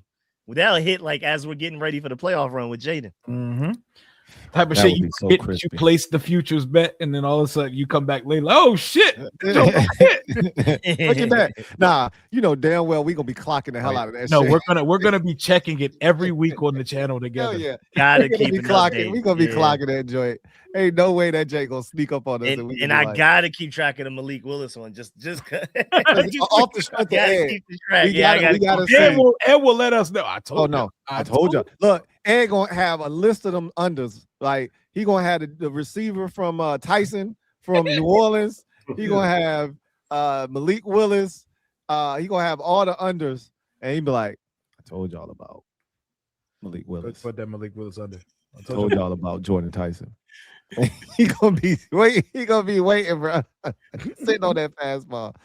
All right. So next thing I wanted to talk about real quick before we get to the comment section was these quarterbacks, right? Tiers. And I want y'all raw reaction to this. This shit pissed me off. I did a whole video on this the other day. This shit pissed me off. And you know, report. I'm a big disrespect guy. Like that shit motivates me. So this shit adds fuel to my fire. So I want y'all to tell me how y'all feel about this. So what I'm about to, this shit is nasty, by the way. Y'all, this is Bleacher Report. This is a real website. This is gonna piss you off. Okay. If I know y'all like I think I know y'all could probably be just as pissed off, if not more than me. Because the Sando shit that I read today, that did not piss me off. No, so that is a stark contrast to this. And I'm gonna show that. I don't even know what this is. This is my first time seeing this. So the Bleacher Report is doing this thing called the Bleacher Report NFL 1000. They do it every year where they rank players at every position, and it totals 1,000 players that they rank. They started with the quarterback position. I think they just put out like 3 different lists today, like running back, wide receiver, etc. So they start out at quarterback. So this first group is backup developmental quarterbacks, right? Their grades are lower than 60. There are 11 players here, and the first guy on the list is Max Brosmer. He started a little bit last year with all the injuries. That's one of the worst quarterbacks I've ever seen. So Brosmer, Riley Leonard, Jake Browning, Quinn Ewers. How is Marcus Mariota? Mariota is not higher than Gardner Minshew, Kenny Pickett. Like this, they hate it. Commanders tax. I've been screaming on Twitter this whole past week. Commanders tax, bro. Yep. Everybody's catching the Commanders tax. Yeah, to us, you're like isolated in a vacuum. You're about like maybe like a 35 or a 40. Snyder put that much stench on us, bro, that we're gonna have to get some of that tax off of us, man. Still ain't got it all. And it's crazy because we had got it off of us last year, but all it took was one bad season. That shit was got Mason Rudolph and Dylan Gabriel over Mark. What is this stupid ass list, bro? This shit is only going to get worse. I watched Dylan Gabriel play football last year. What are we talking about? JJ McCarthy? Right, bro. Look, Tyrod doesn't belong with these bums, bro. Like, give me Tyrod over. Like, okay. So let's move on. Replacement level. Justin Fields is better than Tyrod Taylor. Justin Fields should be. He saw them on the same team, bro. Justin Fields should be he's better. What? Justin Fields should be in the 50s, bro. He shouldn't be that far from Max Is Brown. This Justin list Fields better slightly than upside Marcus? down.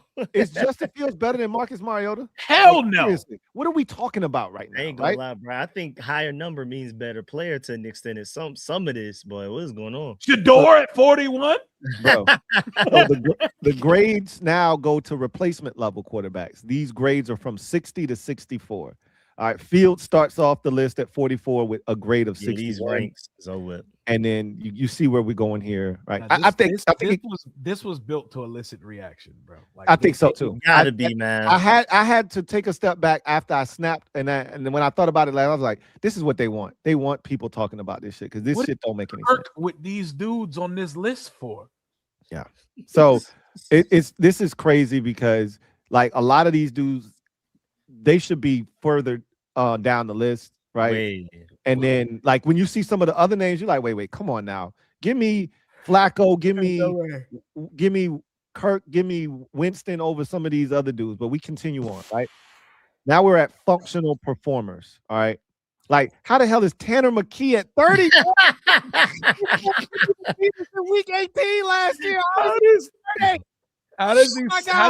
How the fuck did he sneak up here to number 30? What the fuck is this list, Lou? This ain't no real list, bro. This is AI slop. This is not real. This is nasty work. Horrible, bro. Hey, this is absolutely rage bait, and it worked. That list is awful, bro. So this is functional performers, grades 65 through 69, right? Tyler Huntley starts it off at 34. Tua, Malik Willis, Michael Penix, Tanner McKee at 30. Are you kidding me? Tanner McKee. What? What in the hell? Right? Geno Smith, Jacoby Brissett, Jackson Dart. How in the hell? And I love Tyler Shuck.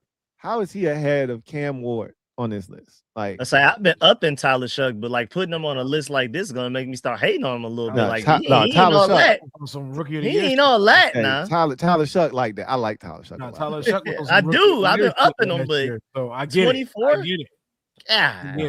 I get why he's over Cam Ward and Jackson Dart right now. He shouldn't be over Bryce Young, bro. Yeah, he should not be over Bryce Young. Young is the problem. Bryce Young was band for band with Matt Stafford in the playoffs. In the playoffs, bro. In the playoffs. Like, what are we doing right now? That's crazy. Anyway, now we go into reliable contributor. These grades are between 70 and 74. All right. 3 players are on this list: Kyler Murray, Daniel Jones, and Mac Jones. Okay. So now we're getting into the 20s. This next list, like, what's Mac that? Jones over Kyler? Yeah, why is Mac Jones Mac was Jones, putting the numbers with Kyler. I'm about to say Mac Mac Jones last that's year. what Kyle do though. The Kyle system does. Yeah, so that's the Kyle Shanahan. Right? They should have Kyle's face next to Mac Jones. Mac Jones can do everything Purdy do for that offense. Critical roster piece. I don't even like the way that shit sound. Critical roster piece. Sound like a participation trophy. I feel like I'm about to get offended. 75 through 79 are the grades here. CJ Stroud starts this group off at 76. Aaron Rodgers at his ripe old age of 87. Oh, he should have been on the list. He should have been up there somewhere. Yeah, 77. Than this. And then at 18 get on this the list, Jaden Daniels at 77 grade is at number 18. But there's more. Okay, let's keep going. So we got Baker and Jared Goff are next up. And to me, those two guys should be way lower, along with Jaden. First of all, yes. Goff, I always say he's one of the few guys in the NFC that we can have a conversation about being better than Jaden. Critical roster, Pete. Like, he is the roster, bro. When they played each other, Jaden beat both of these guys. Both of them. That was my point. In the playoffs. In the playoffs. Baker has never been to a championship game. Jared Goff has been to one. And Jaden, en route to going to his only trip, which he's only had 2 seasons, he beat both of them. In their crib. Yep. But okay, I digress. Let's keep going though. But I agree, like that whole package of people should be moved further down. Like except Rodgers. Get Rodgers. Except I'm saying Jaden the Goff, they should all go down together. Yes. And then God, Aaron Rodgers, someone I've loved for so long. He's such a fucking loser now. Like, they stop putting microphones in front of Aaron. Oh man, that whole Pat McAfee shit was wild, bro. Get this hippie man the hell out of the NFL, bro. and there's going to be a job waiting for him when he's done. So you're get I ready say because he's there's not. a I lot was more of he's that not shit. going No, anywhere. Yeah. he's so different, bro. He's gonna be on like Fox Sports. I mean, he's gonna be like He Fox need- News or some He shit. need to be. That's I'm about the to say he need to Barstool. be. Yeah, he That's need the to be on Barstool Barstool. guy. That's That's a that's Barstool exactly what guy. I don't right even there. see him being a sports guy. I feel like he's gonna be on one of these stupid ass political networks. Yeah, I can see that because he I was can talking see about Fauci. Yeah. High quality starter. Fucking 80 grades, 80 through 84, 4 players. So I get it. This is what a Super Some Bowl rage does for you, bait. right? Look, Yeah. look. This is what a Super Bowl does because ain't That's what no a Super way Bowl you does. starting an NFL franchise and you taking Sam Darnold or Jalen Hurts before you taking Jaden Daniels. I'm They're sorry. winners. They're winners. They're winners. Yeah. Hey, The a words Super Bowl. of a feeble mind. Listen, words of a feeble mind. That's fine. They're winning. Listen. Simple. They won Super Bowls, so you got to respect that. I hate it, but that's how it's got to be, right? Okay, fine. Cool. All right. Caleb Williams at an 84. Caleb Williams, 7 grade points higher than Jaden Daniels. Are you kidding me right now? At what though? Like literally, I need to see the grading system, the equations behind this. All right. Yeah, Trevor Lawrence is not better than Jaden Daniels. What are we doing? Yeah, but like they had a good year last year and Jaden was hurt. So I guess the rationale is that he took his team to the playoffs and he had a good season last year. But I just don't like this. I don't like this. Nope, and nope. There was conversation about, hey, is Trevor Lawrence actually the franchise? That was the conversation before last year. Even though he got the contract. It was like, yo, is Trevor really that dude? I'm glad Liam Cohen came in and cleaned that up for him, but he's not better than Jaden Daniels. It's crazy. And not only is he not better than, he's not 7 grade points higher than Jaden. No. Are you crazy? Right, but there's more. I'm not done yet. You know, we still haven't gotten to one of the 2024 class members. 2 of them. Drake May. Oh, Drake. No, Drake May's gonna be in the first list. Hey, look at that. Look at that. I already know. Look at Bo Nix. Nix. Pro Bowl caliber. Pro Bowl Chapman. caliber, 85 Bo through Chapman 89. Nix, bro. Bo Nix at an 85 is diabolical. Wow. I just need to know at Diabolical. what. What And is I like the I like numbers? Bo Nix, but what I are we like him doing, too. He's bro? not What are we better than doing? Jaden Daniels. He's not better than Jared Goff, and he's not better than Baker Mayfield. Fuck no. He's not. What are we doing right now? Seriously. I'm gonna keep it a buck with you. I'm taking Trevor over Bo Nix. That too. Yep. That too. Him too. Yep. That too. Brock Purdy. I can live with it. I can live with it. I can live with Another Kyle product. Like literally, Yeah. you can switch him and Mac Jones, and it could be the same product. I can live with it. But Jordan he's a Love- hooper. He's a hooper. I think I'm a bigger Jordan Love fan than most. So I am too. I'm a It's Jordan like Love Spilling. apologist. His whole thing is ceiling and flashes, man. If Yeah. he can become consistent, I can see it for sure. Yeah, He's a for dog. sure. He's a Yeah. dog. I'm a Jordan Love fan. Dak Prescott, we know he's a regular season warrior, but Dak is a consistently very productive quarterback. I know they're the ops, but this is not a bad placement for him. no, I don't have any issues with that. Lamar at 7 is crazy. God, that's racist, bro. Like, at This- this point, the list is racist. At this point, the list is racist, bro. Lamar at 7 is Yeah. insanity, bro. That's Pure insanity. at this point. Behind this is Drake white May? supremacy. Behind Drake May? Behind Drake May is crazy, bro. They didn't watch film, bro. They just look at stats. He went to the Super Win-loss Bowl. result. He went to the Super Hey, Bowl, hold on. guys. Hold on. But there's more. Justin Herbert is in the top 5. We're, Oh, Justin you Herbert. said Justin Herbert is where? In the top 5. Try top 3. Oh, wow. now this list racing. Hold on. They got Mahomes at 4 behind. 4 behind Yeah. Herbert, bro. All right. Yeah. Oh, Listen, this list is pure insanity, bro. they literally at this point they didn't even want to put Mahomes in the top 5, but he half black, and they had to put some diversity in that shit. Get That's- this that's- shit out my face, dude. This is so disrespectful, bro. This is It so is. racist. I needed y'all vitriol reaction to this because I knew you guys were gonna feel the same way I felt about that bullshit. He said, "Get this racist shit off my screen." All right, let's get to something more reasonable. Thank you. This one makes sense. This is the one that Rio was referring to that I think is legit. right? So they broke it into tiers. Just like Slightly disagree, but it's not racist. Herbert over Mahomes, bro. Mahomes, he's gonna scorch earth the NFL this year, and I Yeah, hope a lot of people realize the things that they've said about Patrick Mahomes. Like he's not over, like his career already set. Like if he don't do anything else in his career, he one of the greatest we've ever seen. You gonna put Herbert over him? Mhm. Over and he routinely spanks this man during the regular season the too. shit out of Justin Herbert every year. I don't have any answers for you, bro. that was so racist. That was Literally nothing. crazy, bro. And I know definitely that a the black Chargers tax are a on there. team that plays them really well, and they get the Chargers get the Chiefs every now and again, but that's pure insanity, bro. If Mahomes was darker, he would have been sixth. he just benefited from light skin privilege. Hey, Ed, we try not to be racist here, Ed. We try not to be. They only put him on the list. I need to see Ed. Ed took his face They off. only put the screen for a reason. Mahomes on the list because they saw the pigment of his kids in that picture that people. Hey, First Ed of all, said, people need to leave him alone. Close enough.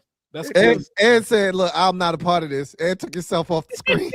He said, "I'm not participating in this shit." That list is not real, bro. That list was just. I thought you was hyping it. I thought you was slicing No, it. that was worse than I thought it I was. told you That terrible. it was some of the nastiest, vile shit I've Oh seen. my god, I can't believe I ever did any, business with Bleacher. That's crazy. That's I'm crazy. so much That's more crazy upset about Herbert over Mahomes than anything Jaden Daniels. Like They that was probably like dapped in disrespectful. pounds and said, "We gonna fuck him up with this one." Yeah. And they absolutely did. They said we got him. We got him, bro. It's the worst list ever, bro. Drake May over Lamar Jackson. We got him, bro. We got him. Yo, Jaden Daniels beat Justin Herbert with nothing last year. Yes. With, I hate with- this list, hey, bro. stop playing, man. No Stop playing with me, bro. Terry. His list is terrible.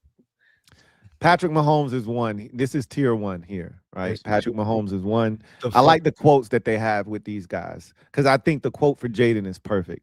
Yep. Says, I still think he's a one, but this year will show. Because I'm gonna be honest, Mahomes, he has fallen on hard times these last 3 years or so. Like he has not been himself. I think this year though, they got him some weapons. If them boys stay healthy, like I'm a big Cyrus Allen fan. I've been telling people like it's certain receivers in this draft class. I'm telling y'all, this Demon is right gonna there. be nice. Cyrus Allen is another one. I was hyping Cyrus Allen just like I was hyping up Antonio Williams. Mhm. And if he's healthy, and I know he got hurt in their camp already. They got both of the Cincinnati boys. Yeah, bro. I'm telling you right now, they got like Mahomes got a chance to have some real weapons out there. Did y'all see Travis Kelce? What up? What in the holy No. hell? Wait, what happened to Travis Yo. Kelce? Travis Kelce looked like he retired 3 years ago. Yeah, he don't look good. Bro looked like he was 280 fresh off of that Boy got fresh married. off of that wedding, bro. And that Married and ain't worked out since, bro. bro, That boy stressed, boy. he fresh off of that boy honeymoon. Stressed. Yeah. Hey, Not stressed, stressed. Look like me right now, bro. that was crazy.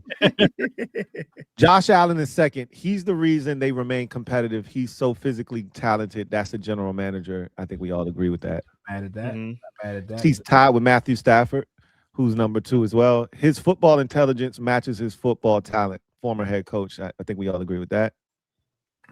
And I agree with him not being ahead of Allen or Mahomes too. Yeah, I know he was really good last year, won league MVP. He does not deserve to be ahead of those two guys. His pure I would talent, agree. Even as a Georgia dog, I would agree. his talent and versatility isn't what theirs is. Like Patrick Mahomes and Allen make magic happen on the field. Yes, absolutely. Joe Burrow is 4, and that's where he should be. Right? We talk about the thumb, the fist, if you will. I call it the fist, the quarterback fist. And to me, the 4 guys that make up the fist, that are a part of the fist, and there's no moving them, are Lamar, Joe, Josh, and Patrick.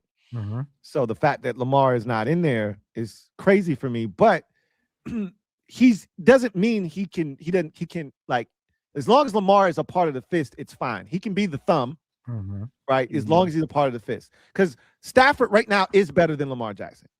Right now, he's better than him on a list. If you're ranking, he's better than him right now. He's been more consistent these last 2 years than Lamar. And again, Lamar should have won MVP 2 years ago. Like he got robbed. But Matthew Stafford was in that conversation 2 years ago, and he won it last year. And he was the clear winner last year. Burrow May momentum was annoying. Yeah, for sure. He's so talented at throwing the football, and he sees it so well. That's an offensive coach. All right, so that was the first tier. Like Lamar not being in the first tier is crazy. I'm sorry.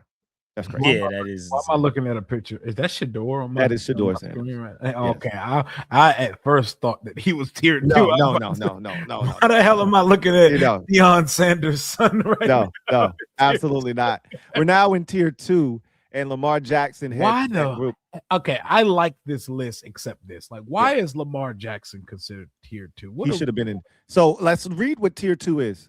He carries his team sometimes, handles pure passing situation in doses. So he doesn't handle it all the time. Let's go back to what the description of tier 1 is, so we can assess if that he fits that description. And I like this list. It's nuanced, and it was a bunch of data collected by head coaches, general managers, assistant coaches, etc. So this is real shit right here. I love it, and I even love them describing what the tiers are. Right, like what it entails. This shit fire. Yeah, it says carries his team each week. The team wins because of him. Expertly handles pure passing situations. Has no real holes in his game. Okay. Does Lamar Jackson fit that description? Yeah. In my opinion, but to me. But I mean, it is what it is. They told me his 41 and like something season was not an MVP season, and what he did on the ground. So he should have won it the year Josh Mahomes won it. I mean, Josh Allen won it 2 years ago. I don't know, man. I don't know, Jim.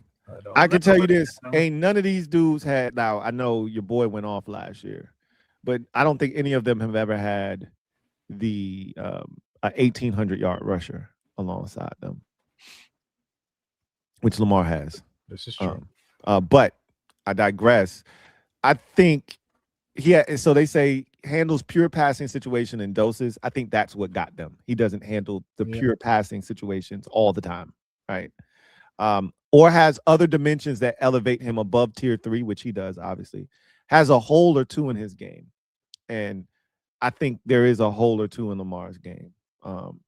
The biggest thing I think Lamar's struggling with right now is wanting to prove to people that he's a pure passer and not running. I think he can get in his head sometimes. Like, bro, you're Lamar Jackson. Take the hell off. You know what I mean? If he doesn't play well, they don't win games. That sounds like a tier 1 quote to me. Yep. That literally sounds like a guy that if he doesn't play well, they don't have a shot. That's a tier 1 guy to me. Especially the way they're built now this year. Mm-hmm. Justin Herbert at 6. He should have had more accolades at this point. That's a great quote because that's exactly the way we see Justin Herbert. Mm-hmm. There's people seeing Justin Herbert from the lens of what he could be, the talent, the promise, the upside. Flashes. Yes. And let's not act like Justin Herbert didn't set like records, NFL records. He's like the most productive quarterback through however many years he's been in the league. He just ain't done shit with it. Yeah. That's where this come from behind loss to the Trevor Lawrence a minute ago, like that.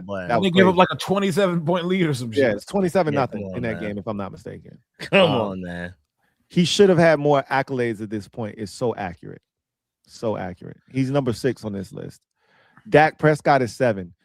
Quote, could you win the whole thing with him? Yes, but would he be the reason? And that's a question. That's a former Cowboys assistant asking that question. This is a good list. I like that. This is a good list, man. Like the way I like that. The quotes and the breakdowns and how the panelists voted. This is a really good nuanced list. Let me go back to Lamar. I want to see what the voting was for him. Oh, it was close. It was close to him being a tier 1 guy. Number 8 is Drake May. He's tied for 8th, right? A high 2 on his way to being a 1. This is a personnel executive. I like Drake May. I'm not gonna shit on Drake May. I like Drake May too. He's somewhere in this neighborhood. He was way too high on the other list. He was 6th on the other list. That's crazy. This is right around where he should be. He was 8, shite 9. in the Super Bowl, but Drake May gets busy, and our fans Really get throughout really, the playoffs. our fans get really emotional about the other Quarterbacks in that draft class for sure. Especially when there was a conversation about should we draft May or Jaden Daniels, and I think we was good either way. But Drake May gets busy, bro. Like we don't gotta act like he did. He didn't in the postseason, but he gets busy. And I love this placement for Jared Goff because I don't think he gets enough respect. This is where he's supposed to be. Like that other list was crazy with him, Jaden, and Baker being where they were. That's just pure 15 through lunacy. 17 or something like that. That was crazy. Jaden was 18, Baker was 17, and Goff was 16. 16, there you go. That shit is nasty, bro. Goff tied for 8th. Quote, when he's rolling, he's a 1. He can change the game. That's an offensive coach. And I agree with that. When he's clicking, like people forget, this man was the #1 overall pick. Yep. Like he's not some chump. You know what I mean? And Sean McVay left this man for dead, bro. Yep. The fact that we even here talking about this man revitalizing his career, I got number of respect for him.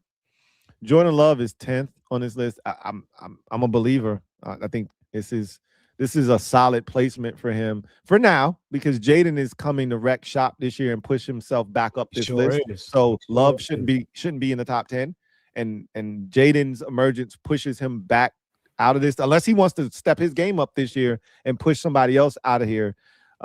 Love should be just on the outside of the top 10, but this is cool for now.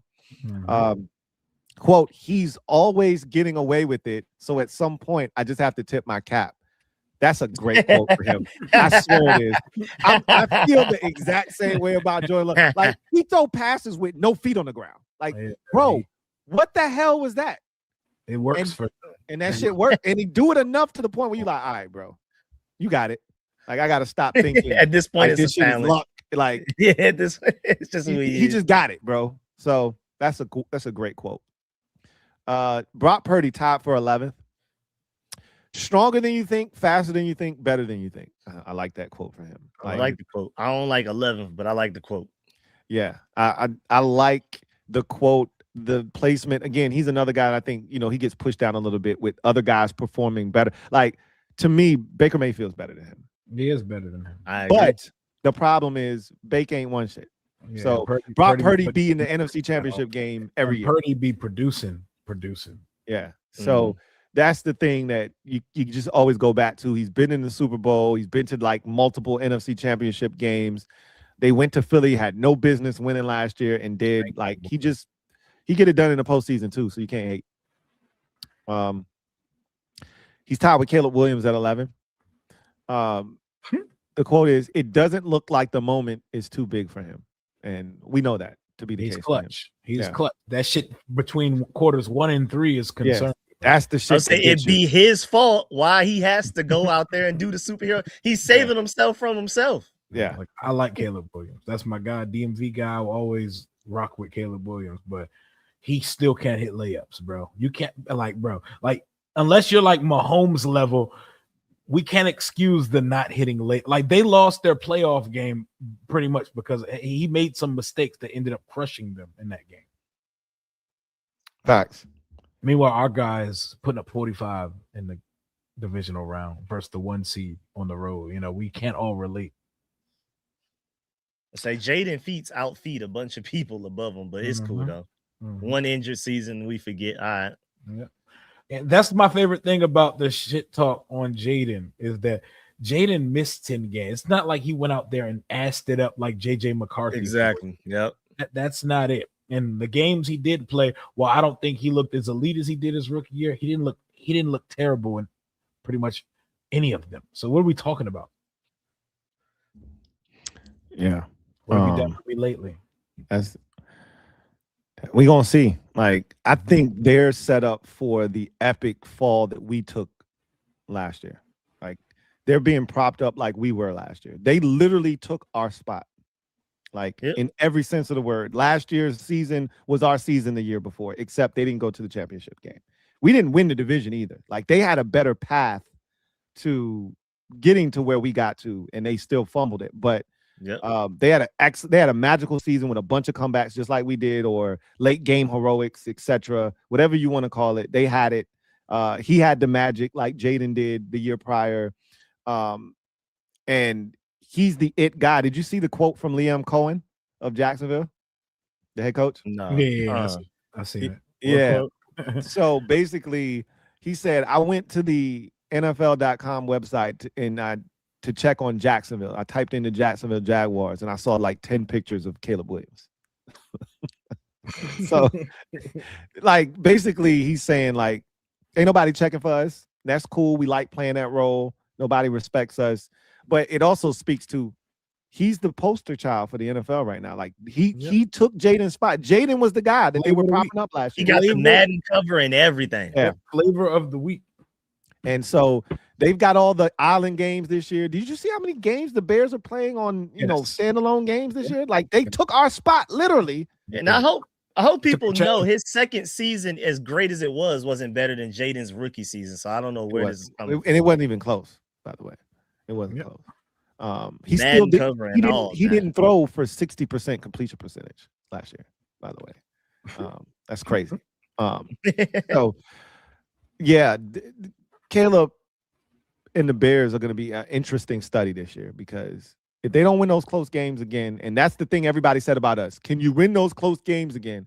We didn't get to see if we could or not, but we had one against the Bears and we blew it. So yeah, we super blew that one. Like that was bad. God. Oh, everything changed after that. That was disgusting. There's our guy, 13th. I think this is a good spot for him right now for where he is after the season he just turned in.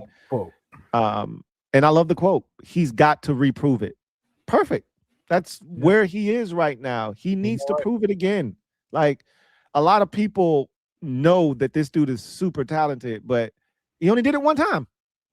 That one time was the best we've ever seen from a rookie quarterback.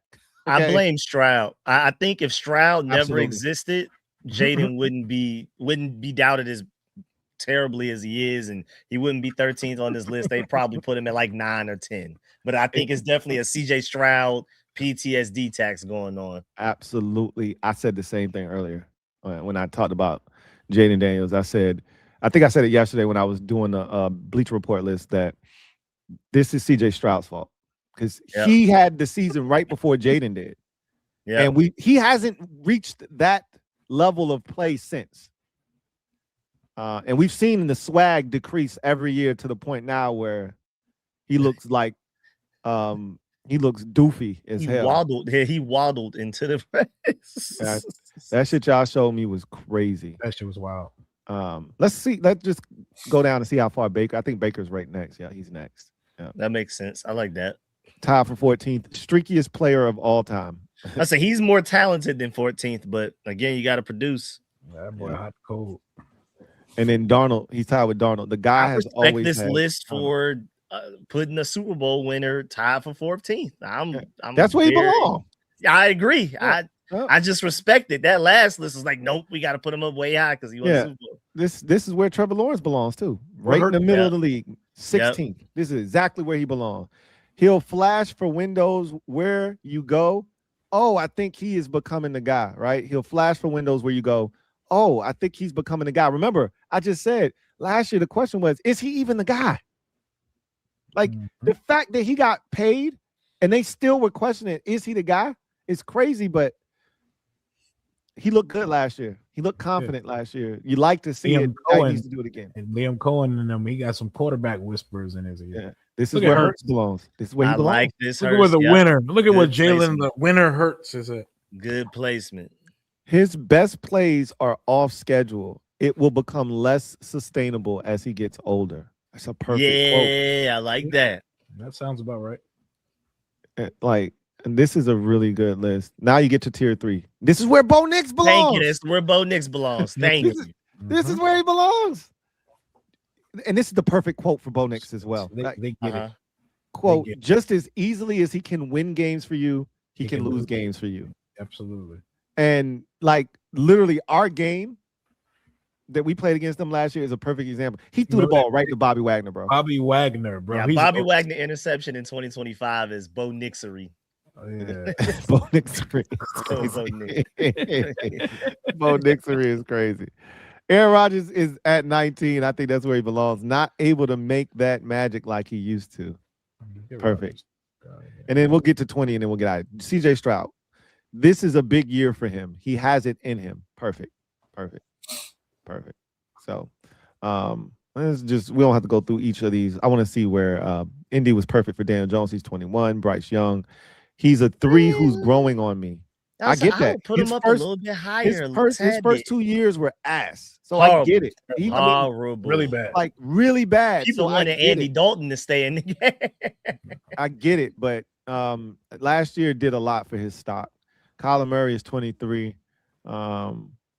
Jackson Dart is 24. For those wondering where the last quarterback in the division was going to land here, more athleticism, playmaking ability, splash plays than consistency. That's a perfect quote for him. Fun list, man. Yeah, it's a perfect quote for him. Cam Ward, a young gunslinger, extremely confident. I would have put him ahead of Jackson Dart, but that's just me personally. Same. Tyler Shuck, I'd have put him ahead of Jackson Dart as well. That's just me personally. He's seen it. He's relaxed. He's poised. Perfect. Right. A little bit older quarterback, but boy, he looked good, man. Of all them rookies, he looked really good last year. Tua at 26. Kirk at that was a tie for 26, by the way, with him and Tyler Shuck. So that gets you to 28 with Kirk. And then you get the tier 4, Malik Willis. Showed glimpses, but I don't know what it's going to look like in Miami. That's a great quote for him. Geno Smith, last year wasn't fair, and before that, he was a 3. That's a great quote. Big Geno. Deshaun Watson is 31. It's been so long, it's almost like a no grade. Exactly. I forgot that this dude even was he used to be really good. Yo, he was crazy. A star. One of the fastest falls from grace we've ever seen at the quarterback position. I don't know if we've ever seen anything like it. They got to make a really good 30 for 30. Yeah. One day. Because I once upon a time saw him, you know what I'm saying, up 24-0 on Mahomes in the playoffs. Not in the playoffs, in the AFC. Was that the championship game? No, it was the second round. That was the divisional round, right? On the road at Arrowhead. Yep, because the Titans went to the championship game that year with your boy at quarterback, Tannehill that year. All right, Ed is back. All the racial conversation has subsided, and Ed decided to join us. I did hear that.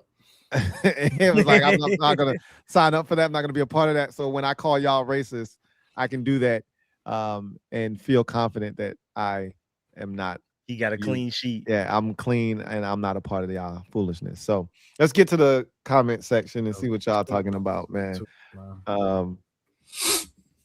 We start off the night with Marathon Hauling Reviews.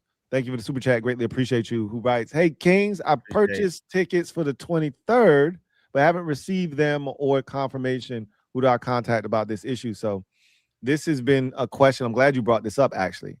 This is a question that a lot of people have had. So there is no confirmation or like QR code, which I think sucks. I'll be honest with you. Yeah, I feel like you should get like a QR code or something. Yeah. Now, when you purchase the tickets, there's an immediate confirmation that is shown on your screen. That is your receipt, basically. That is your ticket to the event. So I would tell you guys, and if we would have known this is how it was happening, we would have told y'all this from the jump. Mm-hmm. But the best thing you can do is to just screenshot that, right? Mm-hmm. Screenshot that window that pops up after you've made the purchase that confirms you've made a purchase, and that's your ticket to get into the event. So just go back to that. Worst case scenario, don't we have like a list of names? We absolutely guest list. So. We have a list. So even if you don't have access to that, right, you're gonna be able to still get it. Don't worry. But just make sure you're you. Yes, that's all you have to do, right? Because we have a list of everyone who's paid, et cetera, et cetera. So, hey, but shout out to you for purchasing those tickets, my man. Glad to know you're gonna be in the building on the 23rd. We can't wait to chop it up with you, bro. Shout out to to the Legion, man. Y'all holding us down. And while we at it, over 700 of y'all in the chat right now, man. We really appreciate y'all. Yes.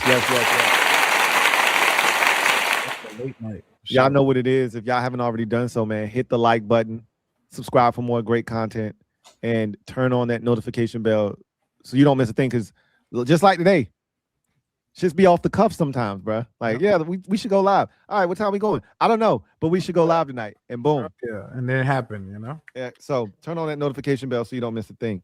Yeah, 700 people with people having to go to work tomorrow. And has school hasn't started up there for y'all yet, huh? Yeah, so my son starts tomorrow. Oh, okay. Because I know New York don't start till after Labor Day. Yeah. And Atlanta already started. So I guess so people got school tomorrow, work tomorrow. Still here, man, rocking with us this late night, man. Appreciate y'all. We appreciate all of y'all, man. Big shout outs to all of y'all. Magic Red, thank you for the super chat. Greatly appreciate you. Magic Red writes, don't get caught up in the defense winning. Remember, they do walk through prior. It's an unwritten rule. Play with discipline and not run straight to the play. So while there is, walkthroughs and things of that nature, and some of it is scripted, right? This defense is different because of the different looks that they're giving the offense. And also what you have to take into consideration too is that with this particular group, Durante Jones's scheme is so multiple, it's so different. We know that we shouldn't get too carried away with the defense winning because of prior years where the defense has had strong camps and then come out and been awful. So we know not to get caught up, but it just feels different this year with Durante and this group and the athleticism that they have. And I still am concerned about the back end. I'm not going to hold you. Like, I'm not like 1,000%. Like, if we don't get pressure on the quarterback, we short. we in trouble, bro. Yeah. We don't got the guys to just lock down receivers on the other. Yeah, we got to get to the quarterback. So that is going to be a huge part. So the thing that Durante preaches makes me feel more confident. Everybody else came in here and lied to us about turnovers. Durante don't even talk about turnovers, even though that was one of the things we preached when he got here. You don't hear Durante Jones preaching that message.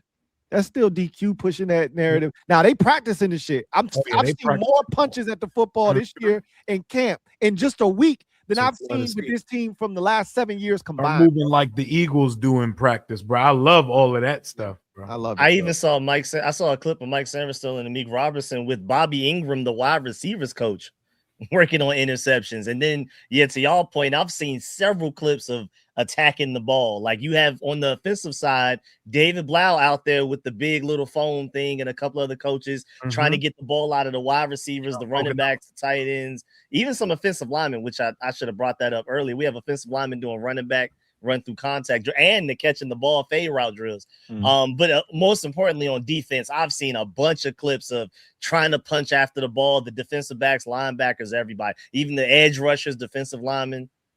How about Ben Sinnott being fed up today?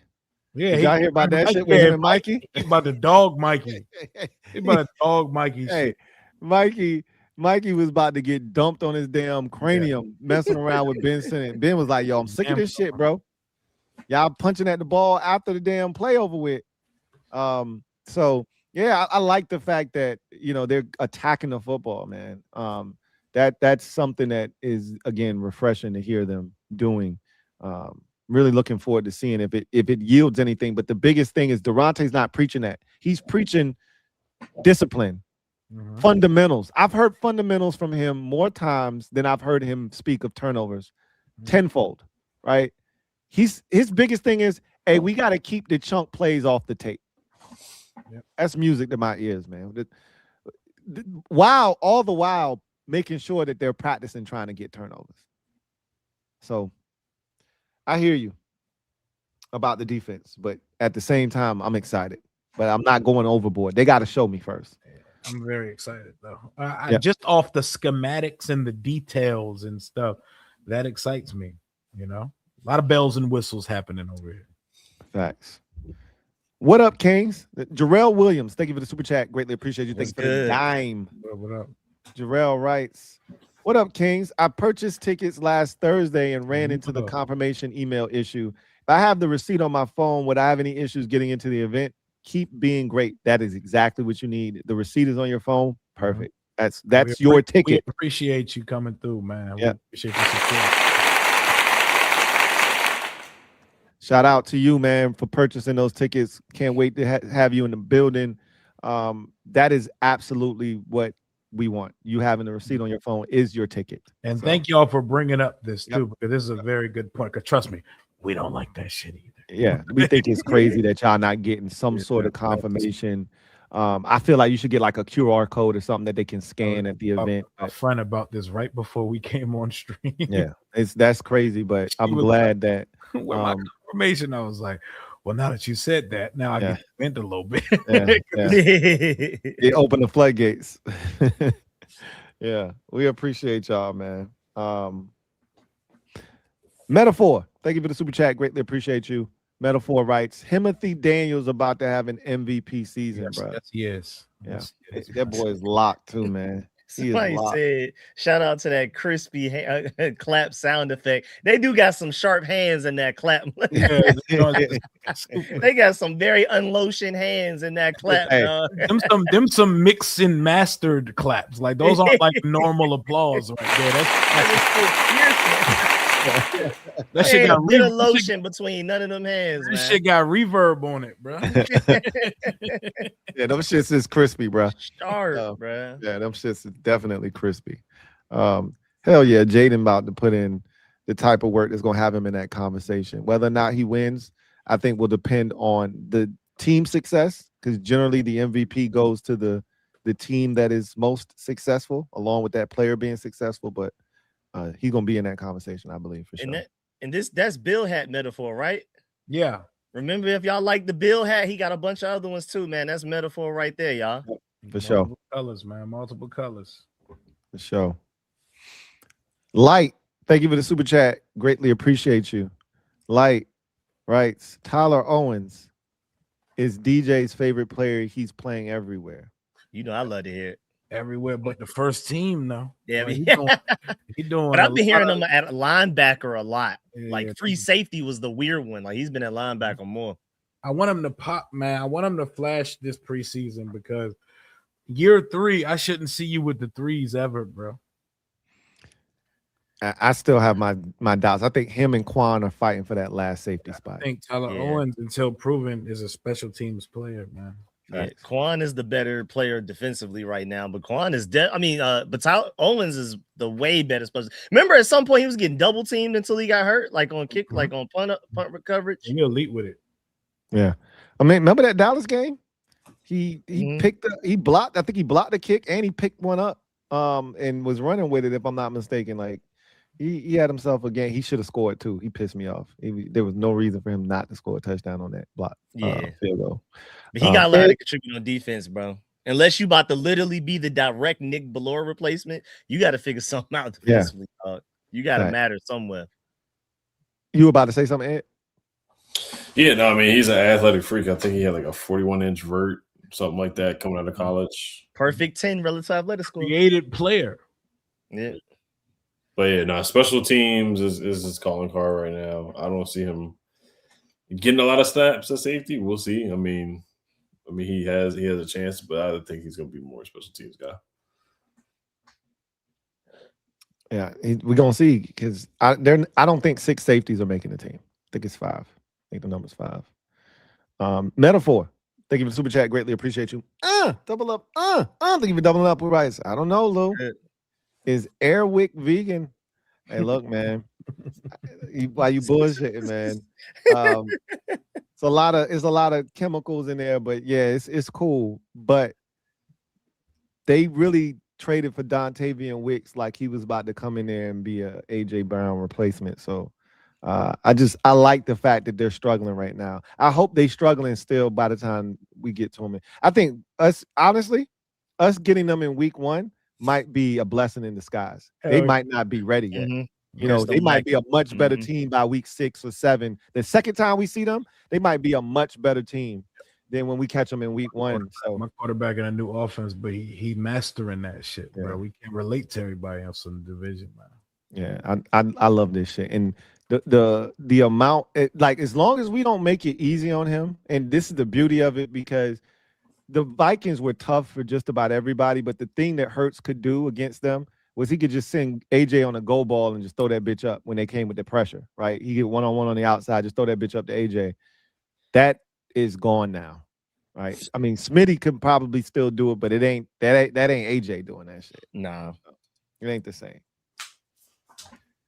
Light, thank you for the super chat. Greatly appreciate you. Double up. Thank you for doubling up. Who writes? Blau is moving Terry everywhere. Career year for sure. Agreed. Rio talked about that too. Oh yeah. He's trying to do 10 targets a game. Hey, Blau strut around campus like one of those. Like he strut around. Like it was so funny because me, Josh, and Grant, like because Blau like walked up the field to leave the linemen to like join the skilled players up the field. We all looked at each other like, yo, that just looks like a good offensive coordinator. Like his command and his presence at practice. He's a lot more intense and vocal, obviously, because he has to be, because the people are learning and he has to teach. But their demeanors are completely different between him and Durante Jones. Blau is intense as fuck, bro. Yeah. And he talked about that. He's the most competitive person you'll ever meet. He said that. Those were his words. Do you see him out there in them drills, like giving it 110% sometimes? Yeah. No, he definitely is. He's cut from a different cloth. Running too, like Wes Welker was like sprinting from drill to drill. He like I saw him sprint like 40 yards. Like, what is he doing, bro? And coaches, they got some energy in that coaching staff. But that's from DQ, bro. And Coach Henny, you can hear Coach Henny coaching from the bleachers. Yeah. I love that. I love that. The Original Dream. Thank you for the super chat. Greatly appreciate you. The Original Dream writes, DQ need to stop that weekly captain shit. I need my Kings, Jaden, and Terry to have C's. Throw in Tress, Sonny, and Tunzel. I swear if I see Percy or Spaghetti, hey, I agree 100%, man. I think I'm one of the few that I really don't give a shit. This doesn't move me at all. I could care less about the captain shit. I actually think it moves me. I think it's pretty cool that in certain instances dudes get to be the captain, and like the players love this shit because they make a big deal out of it. They announce the captains. They go in front of the team. Jordan McGee was captain and got benched. That shit is Captain was a curse. Yeah, Marshawn Lattimore, he was the captain. Embarrassing. I hate that shit, bro. Yeah. I say once everybody can do it, it holds no value. I hate that my quarterback. Once everybody's a captain, nobody's a captain. My quarterback have a C on his damn jersey. This is embarrassing, bro. Yeah, cut this bullshit out. I could care less about it. Nobody's a captain. No, Brown was a captain. Got hurt in the first quarter. That shit's stupid. Ooh, Sheldon Day, you're from this city. Well, you're a captain this week. Sheldon Day should never be the captain of nobody's goddamn football team. Like, what are we doing, bro? Hey, that shit was funny when Ed was like, Noah Brown was the captain this week. He got hurt in the first quarter. It was so pissed off. It was hot, bro. It was hot. Yeah, I don't care about this. I care about the captains in the playoffs. And two captains on offense, two captains on defense, two captains on special team. Let's cut the malarkey, Dan Quinn. Yeah, he's not gonna. This shit is malarkey. This shit's baloney. Malarkey is such a great word. Such an underused word. I love malarkey. Such a great word. It's nonsense. Please stop that shit. Just put a C on Jaden's jersey. It's not happening. So y'all can stop crying about this because DQ is in bliss with this shit. So this is one of those DQ-isms that you talked about earlier. He think he killing it. He's smoking his coach shit. Yeah, he's like, yo, this probably is a great idea, right? Coaches meetings like, see what we do, right? We have a weekly vote on who's going to be captains, right? Hey, we don't set the tone and we don't set the parameters. Like we let the players do that. They write the letter, right? Like, he's so forward thinking, man. He think he's so deep, man. Hey, somebody to think they deep than they are, bro. Let him rock. Let him do his thing, bro. I think he killing it, man. Oh no, that's crazy. Magic Red, thank you for the super chat. Greatly appreciate you. Double up. Thank you for doubling up. Right. The defense made the right pick at 7. No debating. We definitely made the right pick at 7. No debating. Oh, yeah, I for agree. sure. I'm so glad the Titans, man. 2 years in a row, the Titans. Could you imagine Blessings. if we had drafted what was your boy's name? Because we was definitely I taking him can over never Trey Amos. remember his name, bro. Oh, you're talking about Olafemi Olafemi Oladejo. Yeah, Yeah, Femi God. Oladejo. Yo, He was definitely. We was definitely drafting Femi, bro. He checked all. I'm talking about all the AP. You want to talk about us killing AP? Imagine if Olafemi Oladejo was on this team instead of Trey Amos, bro. We would be killing this man right now, bro. Because that absolutely was gonna happen. By the way, nobody else was taking him either. It was just us, and he was a linebacker. He was a captain. He was a leader, and he went to UCLA. Most importantly, and so he was absolutely gonna be here. And the Titans saved us last year, and then they doubled down and saved us again this year because we were absolutely taking Cardinal Tate. So, well, saved. Like, well, I did not want Cardinal. You did, bro. Let's not have revisionist history. Yeah, no, I know. I cheered for him, but the saving thing, I don't know, because I mean, we could like I didn't want him here, but ultimately, if we drafted him, I understood. Which one do we need more? I mean, that's also still debatable. I think we needed defensive help. Rising tide would have been totally fine if we took receiver at 7. We would have been. We didn't want receiver. That would not have been the best value and the best usage of that pick. We would have taken it because we needed a receiver, but that's drafting for need versus value, I believe. Yeah, we all said, except for Ed, we all said Cardinal Tate is not worthy of the 7th pick. He damn sure ain't worth the 4th pick. He might go to Tennessee and hoop. He might go. He been hooping. He been hooping since the spring. I haven't seen. He might go crazy in Tennessee and prove all of us wrong and prove Ed right. But I'm standing 10 toes down. If I'm wrong, I'm gonna be wrong with my shit. I think we took the right player, but I also would not have been mad if we took a receiver, bro. Yeah, I would have been. I mean, you guys already said I would have been happy with the pick. He's gonna be a good player. He's an Ohio State receiver. He knows how to play ball. He's very well coached, smart player. But yeah, no, Sonny's the right pick. If Manson or Delaney would have dropped, I would have been fine with that too. Oh my God, Ed! Jesus Christ! Jesus Christ, Ed! Ed's biggest op. At this point, he's trying to say Delaney. He said, Mansouri Delaney. No, I said Mansour. Run it back. So, but you said Delaney though. You still said Delaney. I said Delaney. No, you said Delaney. You said Delaney, bro. I said Delaney. Mansour. I heard Delaney, bro. We ain't talking about Jordan. Damn, bro. It's three against 1. You said Delaney, bro.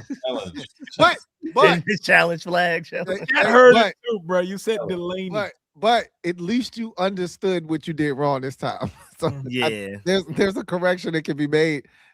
Versus now, this is shtick, bro. This has to be shtick at this point. There's no way. I said Mansour, but yeah, I mean there was some like Caleb. He still doesn't understand. He said his last name. I said Mansour. I said it correctly. That's a 2-syllable last name, man. You gave 3. We're running back. Where we're at? We're at the 2 hour 17 minute mark. Yeah, it's right as you are, Ed. You wrong on this one, bro. We got you on this one. 2 hours 17 mark. But no, yes, I remember Rio stream where they clapped louder. They were more excited that we didn't get one guy than the guy that we actually got. Yeah. I was too, ain't gonna lie. Hey, Rio, that's why I said Rio be having revisionist history because Rio. I remember exactly what happened. He was not happy, bro. Yeah. Like, I can't get hyped for off the ball. No. I was happy. We clapped for him. I can't get you golf really clap, Rio. Yeah, we clapped. We clapped. I didn't react like the Connerly pick. I can't get excited for a middle linebacker. The nigga ain't Ray Lewis. I'm not jumping up and down for a linebacker. I'm excited to watch him play football. I can't get hyped like I would for a wide receiver.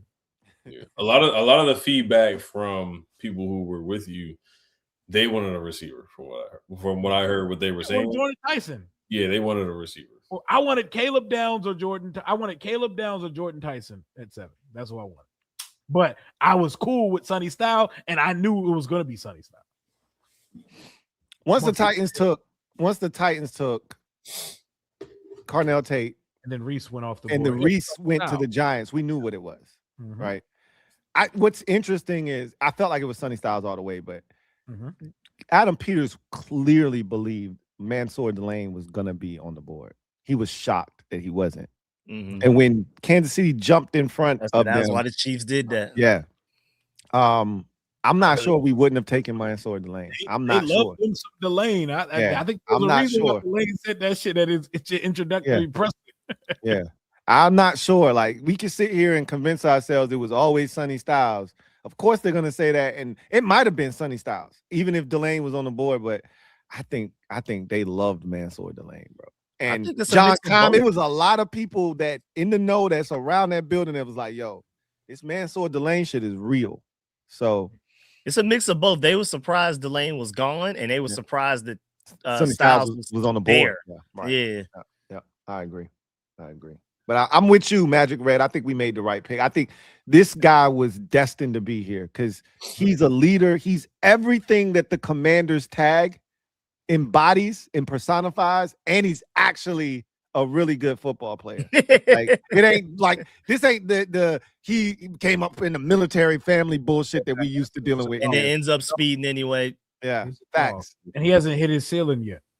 He ain't even scratched the surface, bro. He's not some peaked athlete that peaked in college. Like he got a long way to go. I'm excited. Light, thank you for the super chat. Greatly appreciate you. Light writes, watching Owe versus Tunzel is fire. Iron sharpens iron. You love it. We love it. The competition over here. We love it. Mr. Deacon, sir, thank you for the super chat. Greatly appreciate you. Mr. Deacon, sir, writes, both coordinators weren't joking when they said make the same things look different and different things look the same. Breath of fresh air thus far. Love that. Great quote. Yep. Facts. Light, thank you for the super chat. Greatly appreciate you. Who writes, my guy Josh Taylor said Rasul is better than Amos. I mean, you can say like today. We were saying that today we were we had a conversation on my show. As of right now, based on what we've seen, Rasul Douglas is the best cornerback on the team because he is right now. Yeah, like Rasul's been in the league for 6-7 years at this point. I mean, he's had some good seasons. He's had 4 interception seasons, 5 interception seasons. He's put together some really, really good seasons. So Rasul is no slouch. So it's not hard to say that right now. And Trey Amos has only played. He didn't. How many games he played? 10 games last year. And he had a good season, but not an elite season. So and Sewell's a good player. So Amos was. I don't even know if I say good season. Yeah, he didn't do too much yet. I would say this. Rasul Douglas is the more complete corner at this point of his career. Yeah, yes. Trey Amos is the more talented corner. Has more ceiling for sure. There's a lot more you can tap into there, and that's the intrigue. Rasul Douglas is 32 years old. Like, so like Rasul Douglas is going to help this football team because he expands the depth of that room. When you talk about back end of the room talent, like this room got better. And I don't know if you want to take this opportunity, Ed, to pat yourself on the back because you called the Fabian Moreau shit 3 months ago, and then you doubled down last week and you hit it. And I think you actually like Fab too. Shout out to Ed, man. Yeah, because it makes sense. I mean, even if Akilo didn't retire after the padded practice, it just made sense for depth purposes. And I think they should have brought in at least one of the Minnesota Viking free agent corners because you just wanted to get one guy that is familiar with Durante Jones, familiar with Brian Flores, what he's looking for. It just made a lot of sense, at least in the back half. And just for competition, too, just to make guys better and have the receivers go up against another NFL-level corner. So it made sense. Like, even I know Jeff Okudah is injury-prone, but even him, I wouldn't have been mad if they would have brought him in just to compete and try to make the roster. So I think Fab is solid. And Fab played well last year, too. He played well under Durante Jones and Brian Flores. He had a good season last year, too, for the limited snaps that he got. He played well. I think the fan base would have been a lot more excited about Jeff Okudah just because it's a name, right? Because a lot of people potential coming out of the draft, coming out of the draft type stuff. That's all that is. Yep. Because I had somebody was like, "Who?" I'm like, "Bro, how long you been a Commander fan?" Like, We drafted this man in the 3rd round. What do you mean who? Yeah. Like And you must not It's have a been really here for very unique long. name too. That is a Six of very his- different name. 6 of his career, his 7 career interceptions came wearing this uniform. So. Yeah. Hey, he'll always have the 2020 season and that season opener against. Like he changed that game. We Eagles were down game. He was the 17 swing. nothing. Yep, Yeah. he was the swing play. That pick before halftime changed everything. And Wentz started wilding. Facts. 27 unanswered in that game. McAllister, thank you for the super chat. Greatly appreciate you. Thank you for the dime. Our guy McAllister writes, "Sup, Kangs? What up, McAllister? Lou, you owe me a drink after our shenanigans last year. Man, look, you was Dunsky, but you were one of my favorite guys at the last event, bro. Like it was crazy. We went downstairs, and I'm thinking shit's done. McAllister, they sent me a drink. This shit came out of a movie, bro. And I was like, where does drink come from? He's like, from that guy down there. He's like, yep. You know, waving. I'm like, yo, McAllister was lit, bro. I'm just glad you made it home because you was lit last year, bro. He says, we're going to put DBs in schemes they can win.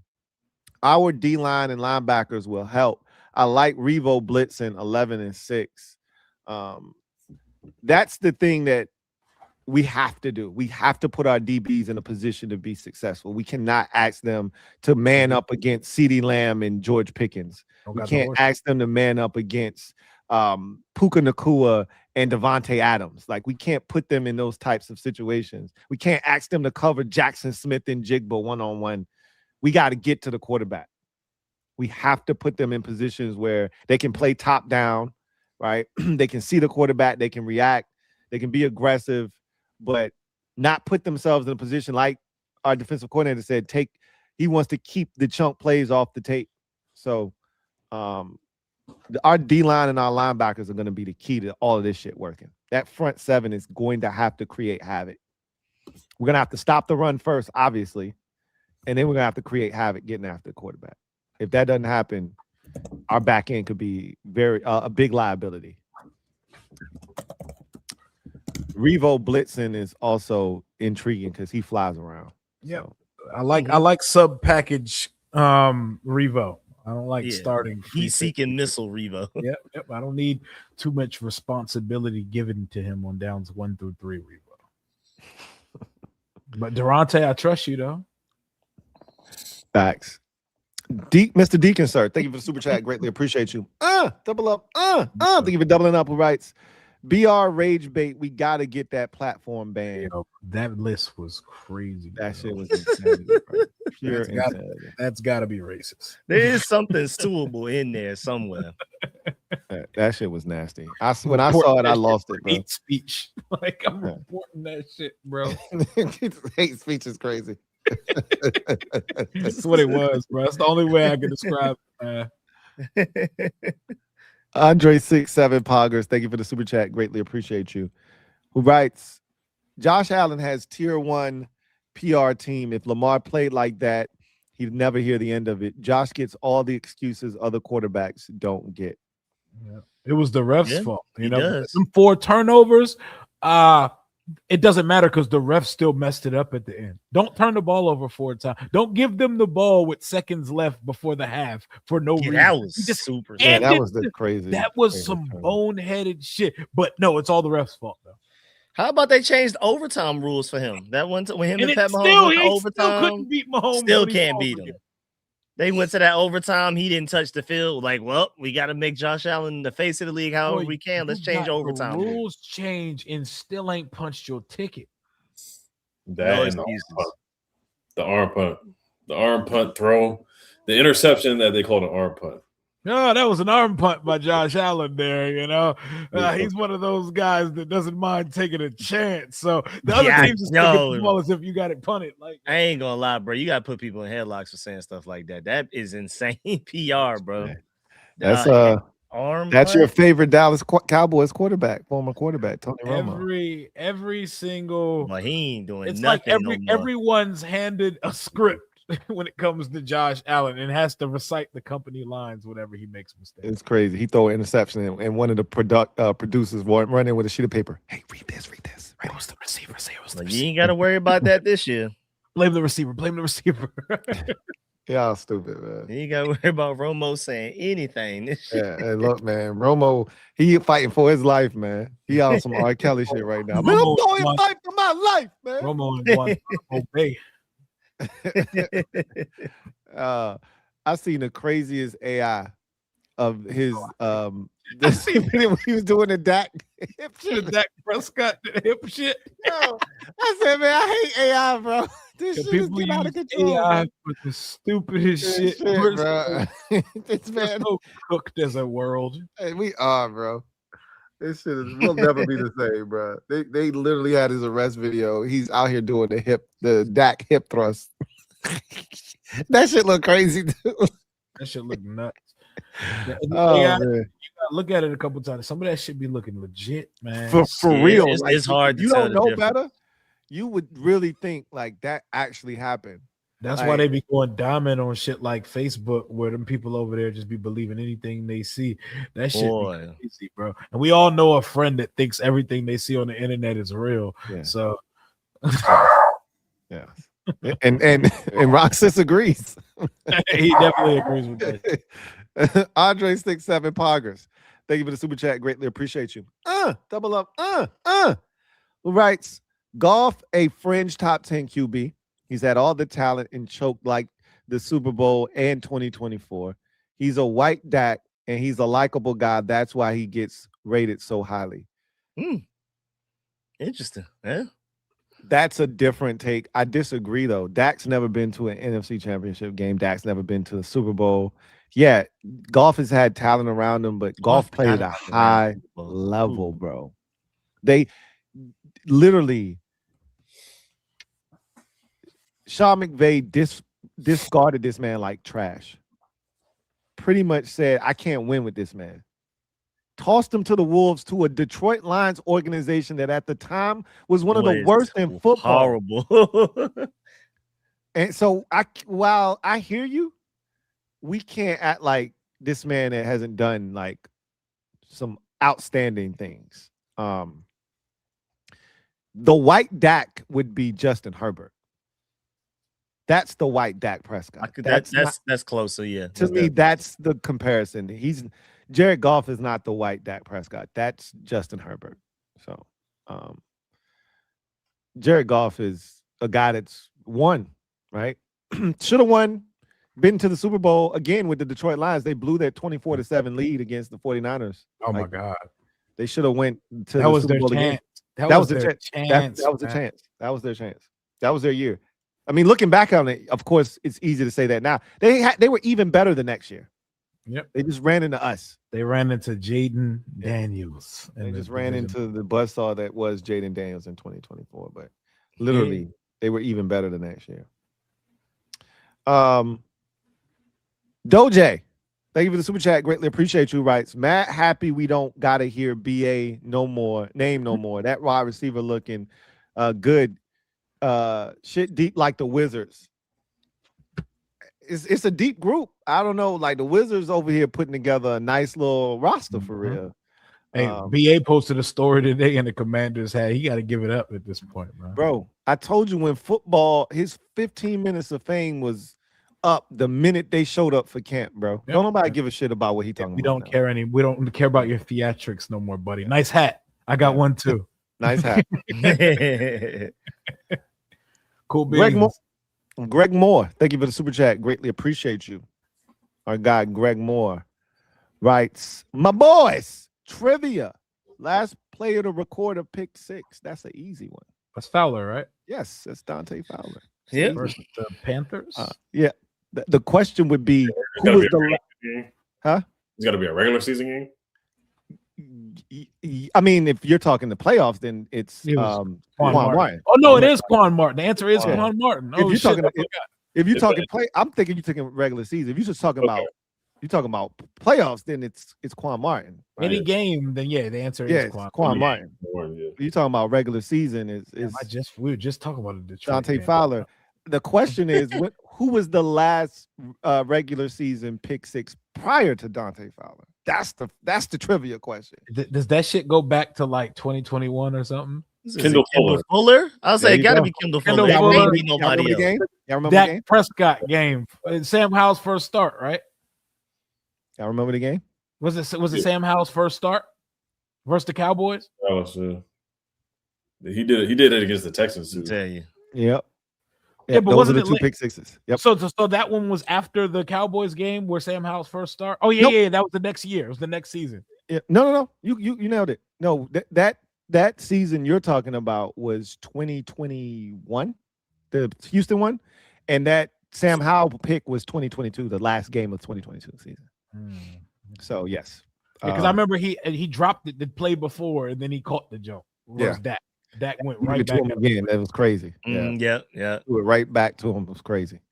So he probably was talking about like playoffs, all of that shit included. Or just the last one that happened for the organization. Yeah. So that more than the regular season, Dante. Yeah, Dante for sure. Of course, we didn't have a pick six last year at all. We only forced 10 turnovers last year. That's Total. That shit is disgusting. Disgusting. When you should have seen DQ's face. I ain't never seen beads of sweat percolate on that man, shiny ass dome piece until they asked that question. Man, I see more wrinkles on his forehead than goddamn my son's damn shirt for school tomorrow, right? Like that shit was crazy. When he asked that question, kids ain't ironing nothing. They don't iron. They don't even know what an iron look like. And God forbid you bring up starch, spray starch. They don't know what that shit is. Oh yeah, I don't. I've heard of it, but I've never used that it. That shit is crazy. That you don't know what that is, bro. That should have had your clothes straighter than a goddamn arrow, bro. It should be starched as shit, yo. Oh, yo, I once had a cousin that lived with me, and he was tweaking on some other shit, and he was high, and he just something possessed him while he was high to just take a hot ass iron and just start ironing our carpet. What? You can do that? I swear to God. Iron carpet? My mom was about to put this man smooth out. He got high and just started putting iron prints all over our carpet. That's crazy.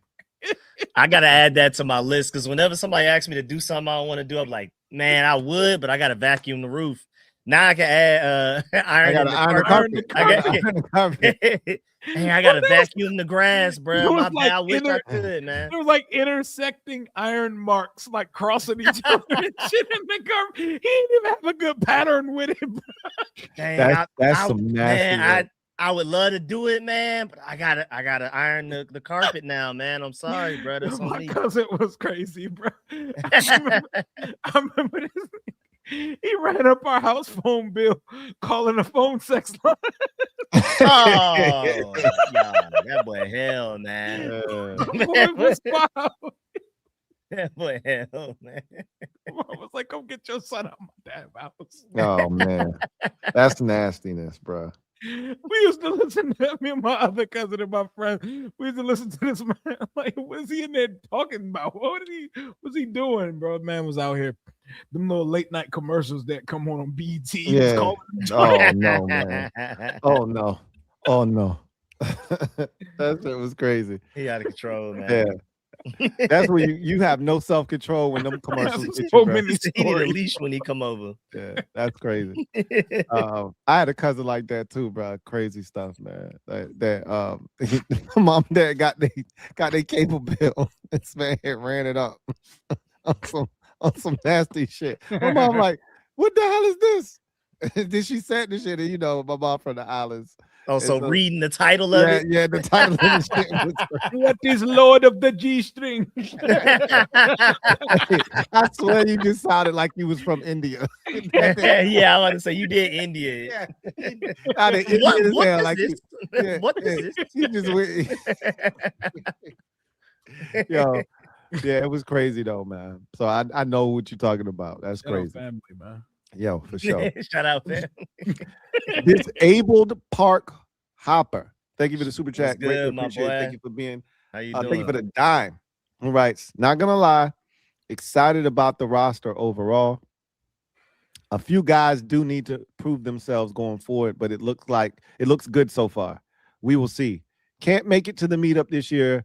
paying for my daughter's wedding. Hey, Hey, much more man, important, that's man. big time, man. Much more important. Congratulations, yes, sir. Hell I yeah. love that. Big up Congratulations to your daughter. To that, man. That's a hell of a moment in your life, in your daughter's life. And Big time. so glad you're getting to be a part of that. So, man, take care of that business, bro.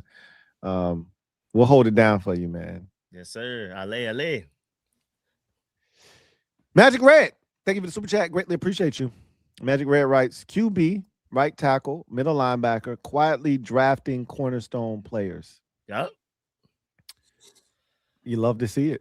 Yep. And I think there are some other guys that are intermingled in these drafts that could, ultimately become like, I'm not sure that, and again, I'm probably a little bit higher on his upside, but I'm not sure that Josh Josephs can't turn into a guy that we look at and say, He might be something, bro. Bill at the running back position could end up being something. Like, it's some other guys that we're not counting right now. We didn't talk about it. People have been raving about his hands the past couple of days. Yeah, they've been catching passes. Bro, he can catch. We saw this last year. Yeah. When he got opportunities, when did we ever see Bill drop the ball? The problem wasn't that he couldn't catch. Cliff's biggest issue was Pass protection. without the ball. He didn't run right. He didn't run the correct routes, and he couldn't pass protect. That's why I feel so confident about hitting that Jaden 25 touchdowns. He's gonna be throwing the ball to everybody. He's gonna be throwing the ball to everybody. We might throw a touchdown to a lineman this year. I'll say we saw the clips of all of them running fade routes to start practice. Not a single ball. Yep, not a single ball touched the field. And then David Blau got them running the running back drills through the contact, man. Our offensive lineman and somebody on our offensive line, I don't know where the betting line is. They need to put one up there. Somebody from our offensive line is scoring a touchdown this year. Trent Scott did it, but don't throw a pass to Brandon Coleman. Ever again. Ever again. Did y'all see the offensive lineman catching in football, though? Yeah, that's what we were just talking about. Yeah, Hell yeah. Like they not one of them dropped it. Not one of them. Not one drop. And some of them didn't even cheat. They did the actual over the shoulder catch without turning their whole body around. The only one that looked like out of sorts was Chris Paul. He got down into the offensive lineman. So like, Chris, what are you doing? Nobody else did that. What are you doing? He had to do the funky turnaround, and then he had to catch it like backing up and shit. Like, what are you doing, dude? Nobody else did that shit. Just catch the shit regular, bro. He fall and it's an elephant noise. He just I don't know. He just got something goofy about him. Oh yeah, man. They say he lost 20 pounds, bro. He said he lost 20 pounds. I'm hearing good things about him. Because I mean, he needs that for the we're moving to this more. You got to get up to the next level. The block linebackers and DBs zone run offense. So that's because as of today, he's the better blocker than Brandon Coleman. Brandon Coleman's just a better fit for the offense. He was like, forget that. I'm about to find some mobility somewhere.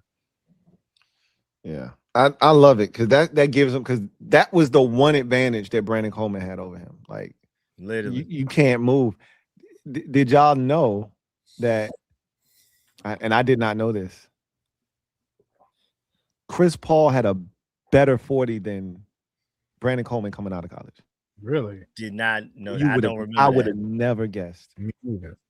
He don't look like it. That's that Matthew Golden 40. He ran like a left guard.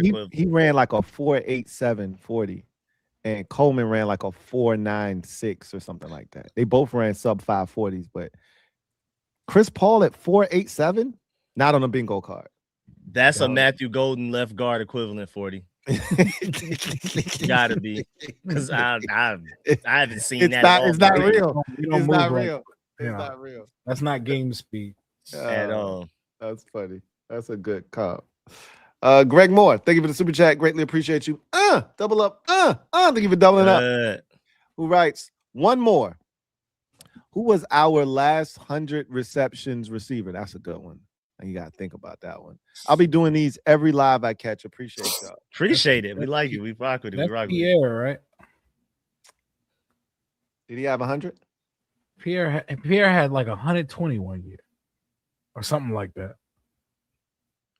We were spamming screens them that one year. So now we got to think, is anybody more recent than Pierre? Nah, it wouldn't. There's definitely nobody. There's no way. There's no Terry, Terry, the only possible candidate. Yeah, exactly. And Terry ain't. It's got to be Pierre. So Terry had, I think it was 82 or something like that. I I mean, bet the 84. farm that it's Pierre Garcon. Pierre had an insane amount of targets, I don't know. even with Deshaun Jackson. Yeah, and Jordan Reed. I feel like I don't know. I felt like Jordan Reed had 100 catches or something crazy like that. No, he ain't never hit 100. If he had a fully healthy season, he easily would have hit it.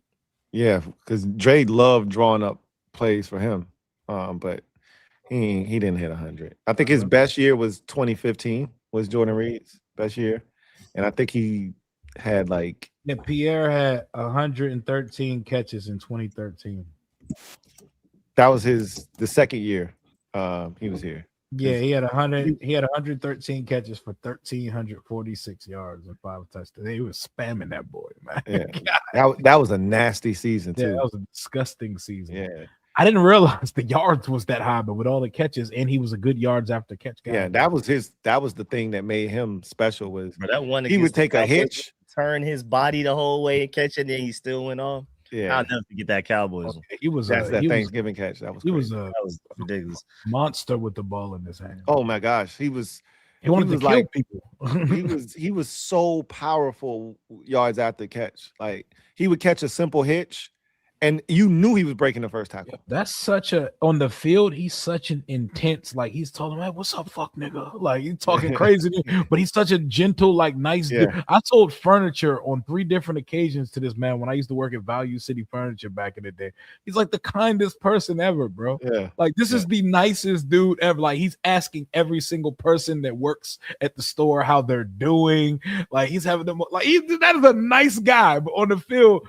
He is a demon. He put that damn that mouthpiece in with the damn fangs. Oh, he got the fang. Oh, that was that so shit. cold. That shit turned him into a damn demon. He's kind of like Westbrook a little bit. Westbrook is one of the nicest people you meet off the field too, but on that court, man, that shit activates into pure evil, bro.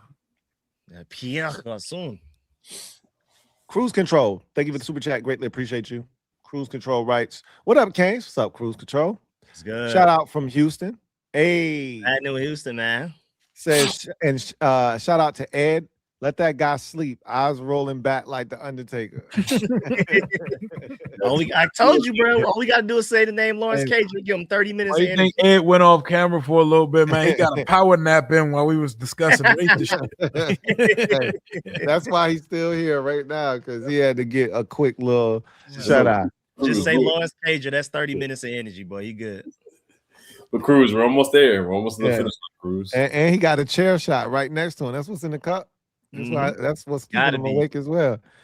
Andre 67 Poggers. Thank you for the super chat. Greatly appreciate you. Appreciate it. Who writes, he choked versus the 49ers, then against JD5 and the Super Bowl. He gets you there, but he will fold in the bright lights. Other quarterbacks have played better in the offs with less. I don't think he choked against the 49ers. I think it was he was being sold.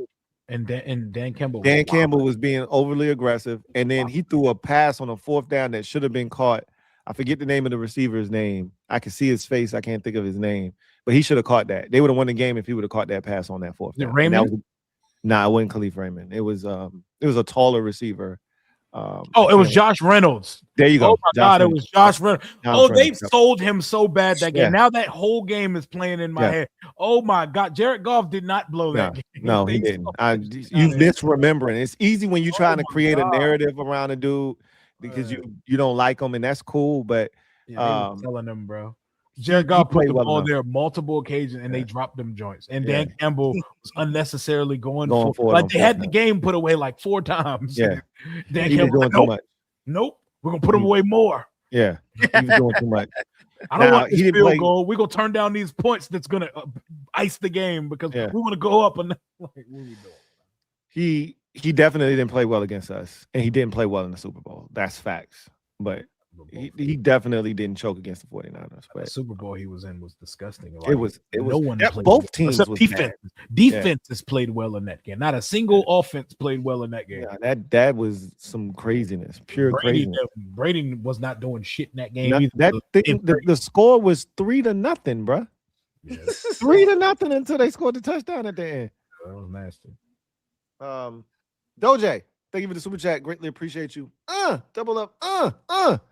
Doje writes, JD5 MVP season loading. Yeah.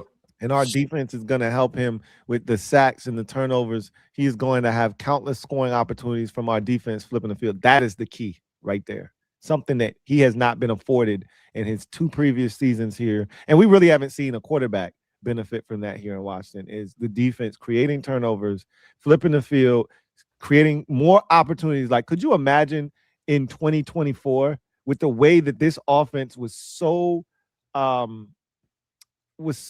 precise at scoring, right? So dynamic in terms of scoring. They weren't a dynamic offense. We weren't explosive, but you gave us a football, we was probably going to score a touchdown, right?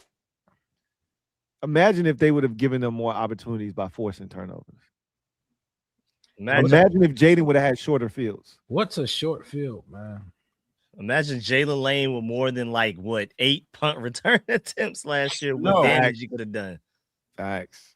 Like, he would have set a record. He would have set a franchise record. He would have returned another one for a touchdown. Jalen Lane, when he fields punts, it looks so much different than everyone else fielding punts because they just be throwing everybody back there to catch him. Yeah. Mikey and shit. Jalen Lane really, he really knew. He ain't new to this. He true to this for real. Yeah. That's his bag for sure. Yeah, I wish he was that good as a kick returner too. Like, that shit sucks that he's not the same dude. Spooky got it on lock, bro. Or as a receiver. Yeah. Or as an receiver. I think we know. I think I've solved that puzzle, that riddle of who's going to return kickoffs for us this year. Whoever the second running back is, the backup running back is, and I'm assuming that it's going to be Rashad White. He will be opposite of Luke on kickoffs. That's what I believe. If Bill doesn't win the job somehow and he's the number 2 back, he'll be on kickoffs next. You need a running back there now. Like before this current kickoff rule set up, it was more conducive to maybe have a faster receiver type of guy. Now you need a guy with some vision. They can follow some block. We had big wide back Debo back there with Luke. Yeah, and it was he like a running back. I would say he was working. Him and Luke, it felt like everything was going to the 50-yard line. Like, bro, there was a certain point in the season, like at least over halfway through, they were both top 7 in kick return yards per return. Bro, it felt like at any moment Debo was gonna break one for a touchdown. Yeah. Like, and Luke was guaranteed to get us to the 40. Yeah. It was like destined to happen if the injuries at the receiver position don't force him to not be able to return kickoff. Yeah. He would have broke one, bro. Packers game and the Raiders opening kickoff, bro. He almost took them Jones to the crib. Bro. He was going to do it, and then the injuries hit. He was absolutely going to do it. I'm convinced. Marvin Taylor, thank you for the super chat. Greatly appreciate you. Who writes, "What's up, Playboys? It's good. It's good with you." He says, "Glad to see bros in good health." 26. I ain't touching that. Leave that alone because so much is going on right now. I told you, I just keep my head down, man. You see these ACLs and all this craziness. I just keep my head down, bro. I don't look that way. I don't acknowledge it. Because I know, mind your business, bro. Mind your business. Like, don't attract no attention to yourself. Leave that shit alone. I hate it for those teams. I hate it for those players. But mind your business. That shit, I know that shit hit Rico, man. I was sad about that too because I wanted to see him. I was so sad. I was so sad for my boy. I'm on some Ashley Banks shit, bro. Just mind your business. Just mind your business, bro. I'm just minding my business over here, bro.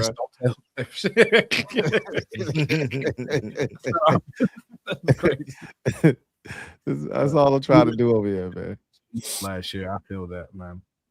That shit crazy, but that was the last super chat, which means it's time for us to glide to the side. Any comments y'all have on the way out?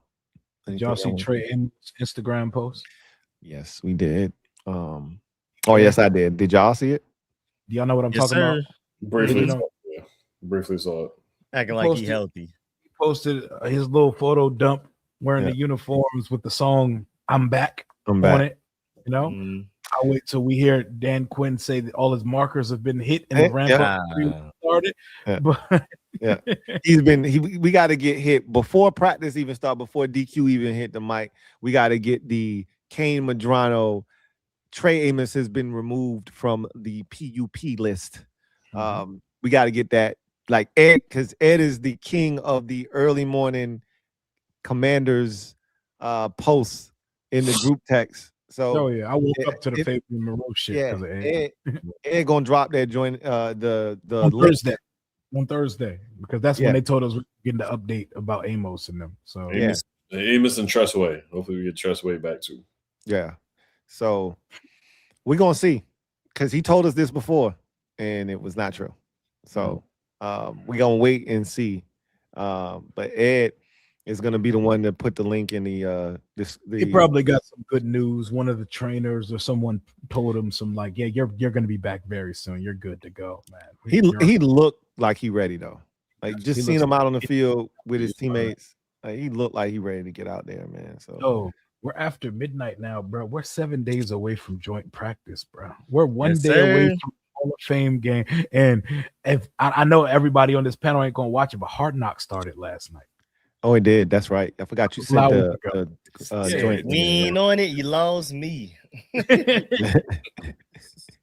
ahead. What does champions look like, Rico? I'm good. Bro. I saw Nick Amanawari talking to your boy, and I was like, huh.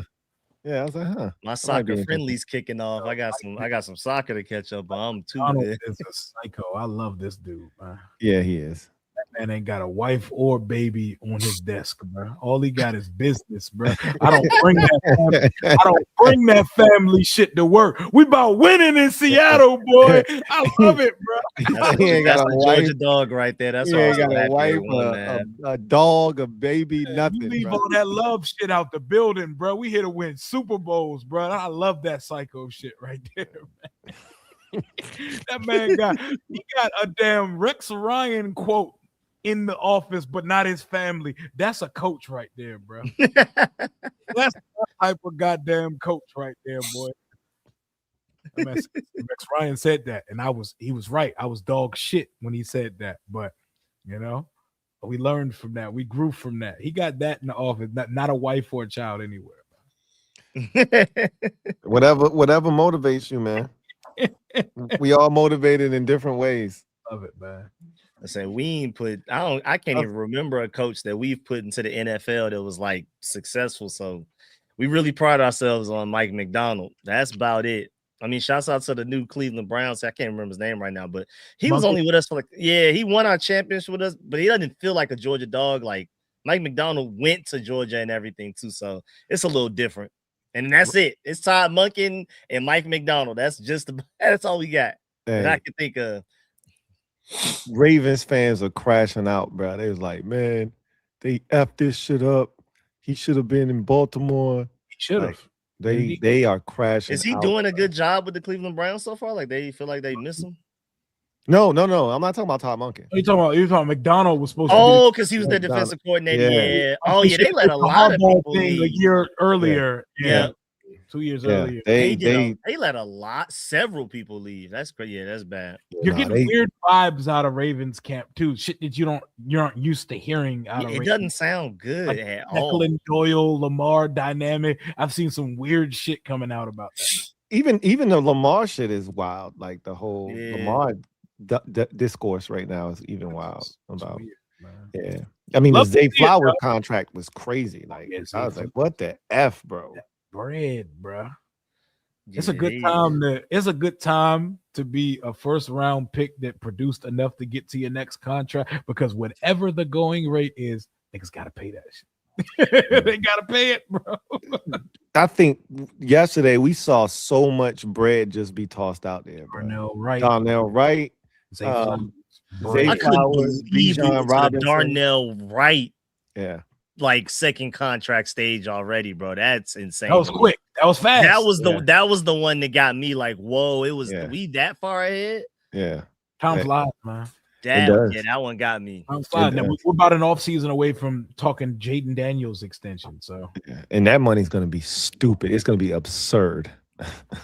He's gonna set the NFL record for the highest contract. He's retiring his mother for life with that contract. His parents. Regina ain't going nowhere. Yeah, he's setting them up for like y'all don't have to do anything if you don't want to for the rest of your life once you get that job.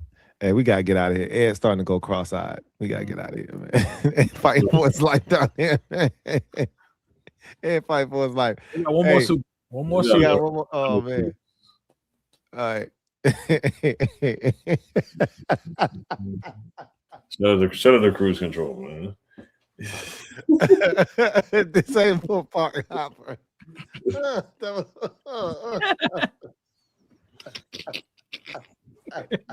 Cruise control. Hey, go ahead, man. His camera was shook like Hey, bro. If wait. y'all would have just seen it.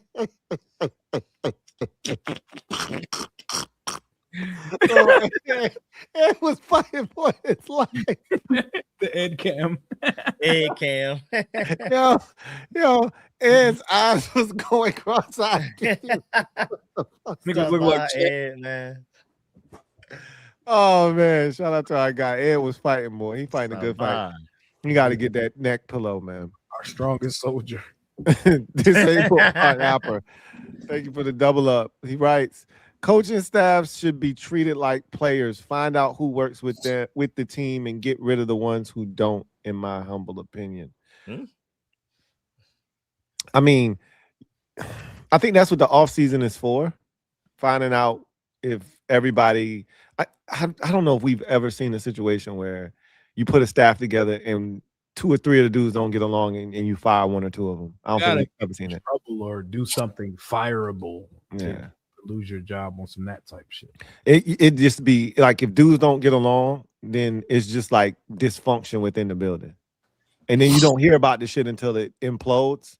And then you hear about how toxic of a work environment it was, et cetera, et cetera. But you rarely get that. DQ does a really good job of finding guys whose personalities kind of mesh well together, and then he sets the tone with those guys too. Like, yeah, I know a lot of people don't love DQ, and that's fine. I get it. And there's going to be a conversation if David Blau's offense is stupendous this year. There will be a conversation about whether or not DQ, people be trying to just be making up shit. Hey, give DQ a front office job. Who says DQ wants to work in the front office, dog? That man ain't never said he desires to be a front office executive. Doug Williams got an office for him to do whatever Doug Williams do for the organization. DQ will make one hell of an alumni guy. Bro, people be trying to put DQ in all kinds of roles except head coach, bro. Oh, yeah. We welcome those uncomfortable conversations because that means shit worked out, though. Man. Yeah, no, we want that. It's not gonna lead to anything that you guys want, but it, like you said, those conversations means that Jaden had that MVP season or was in that conversation, and this team had tremendous success. So, because I don't think he's gonna be a one and doneer, but I could see it. We've seen a lot of these coaches get interviews, man. Teams are looking for the next big thing. I would be devastated if he went crazy and we let him go take a head coaching job elsewhere. Sick. I would be disgusted. He's 30, bro. He's 30, bro. That would like mean him and Jaden could spend the rest of their career together. Yes, like McVay's been on the job for 10 years now. It's young as shit. Yeah. I want to know what that feels like, man. Bro, that is crazy. He's a superstar. Bro, I want the Drew Brees, Sean Payton shit. Mm-hmm. Like one of them dudes, like even Mahomes and Reed old as hell. Mm-hmm. Like at any point, Reed could be like, "Yeah, I'm done with this shit, bro." Yep.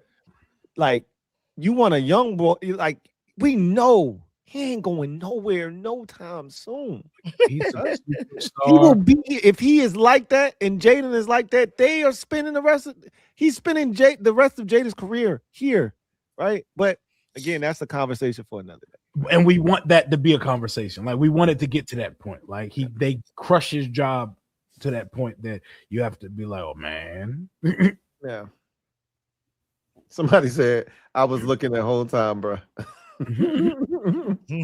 Hey, oh man, let's get out of here, man. Let's get Ed out of here, man. And shout out to Ed for being a warrior, man, and holding it down, bro. Man, tomorrow, second day of pads. Looking forward to seeing what that looks like. Been really impressed. I think all of us have been super impressed with the first week of camp, and can't wait to see what, like you said, man, we're literally almost a week away from the first joint practice Yep. against the Miami Dolphins. We're a week away exactly, man. We wake up in the morning, we're a week away. Let's go. Crazy.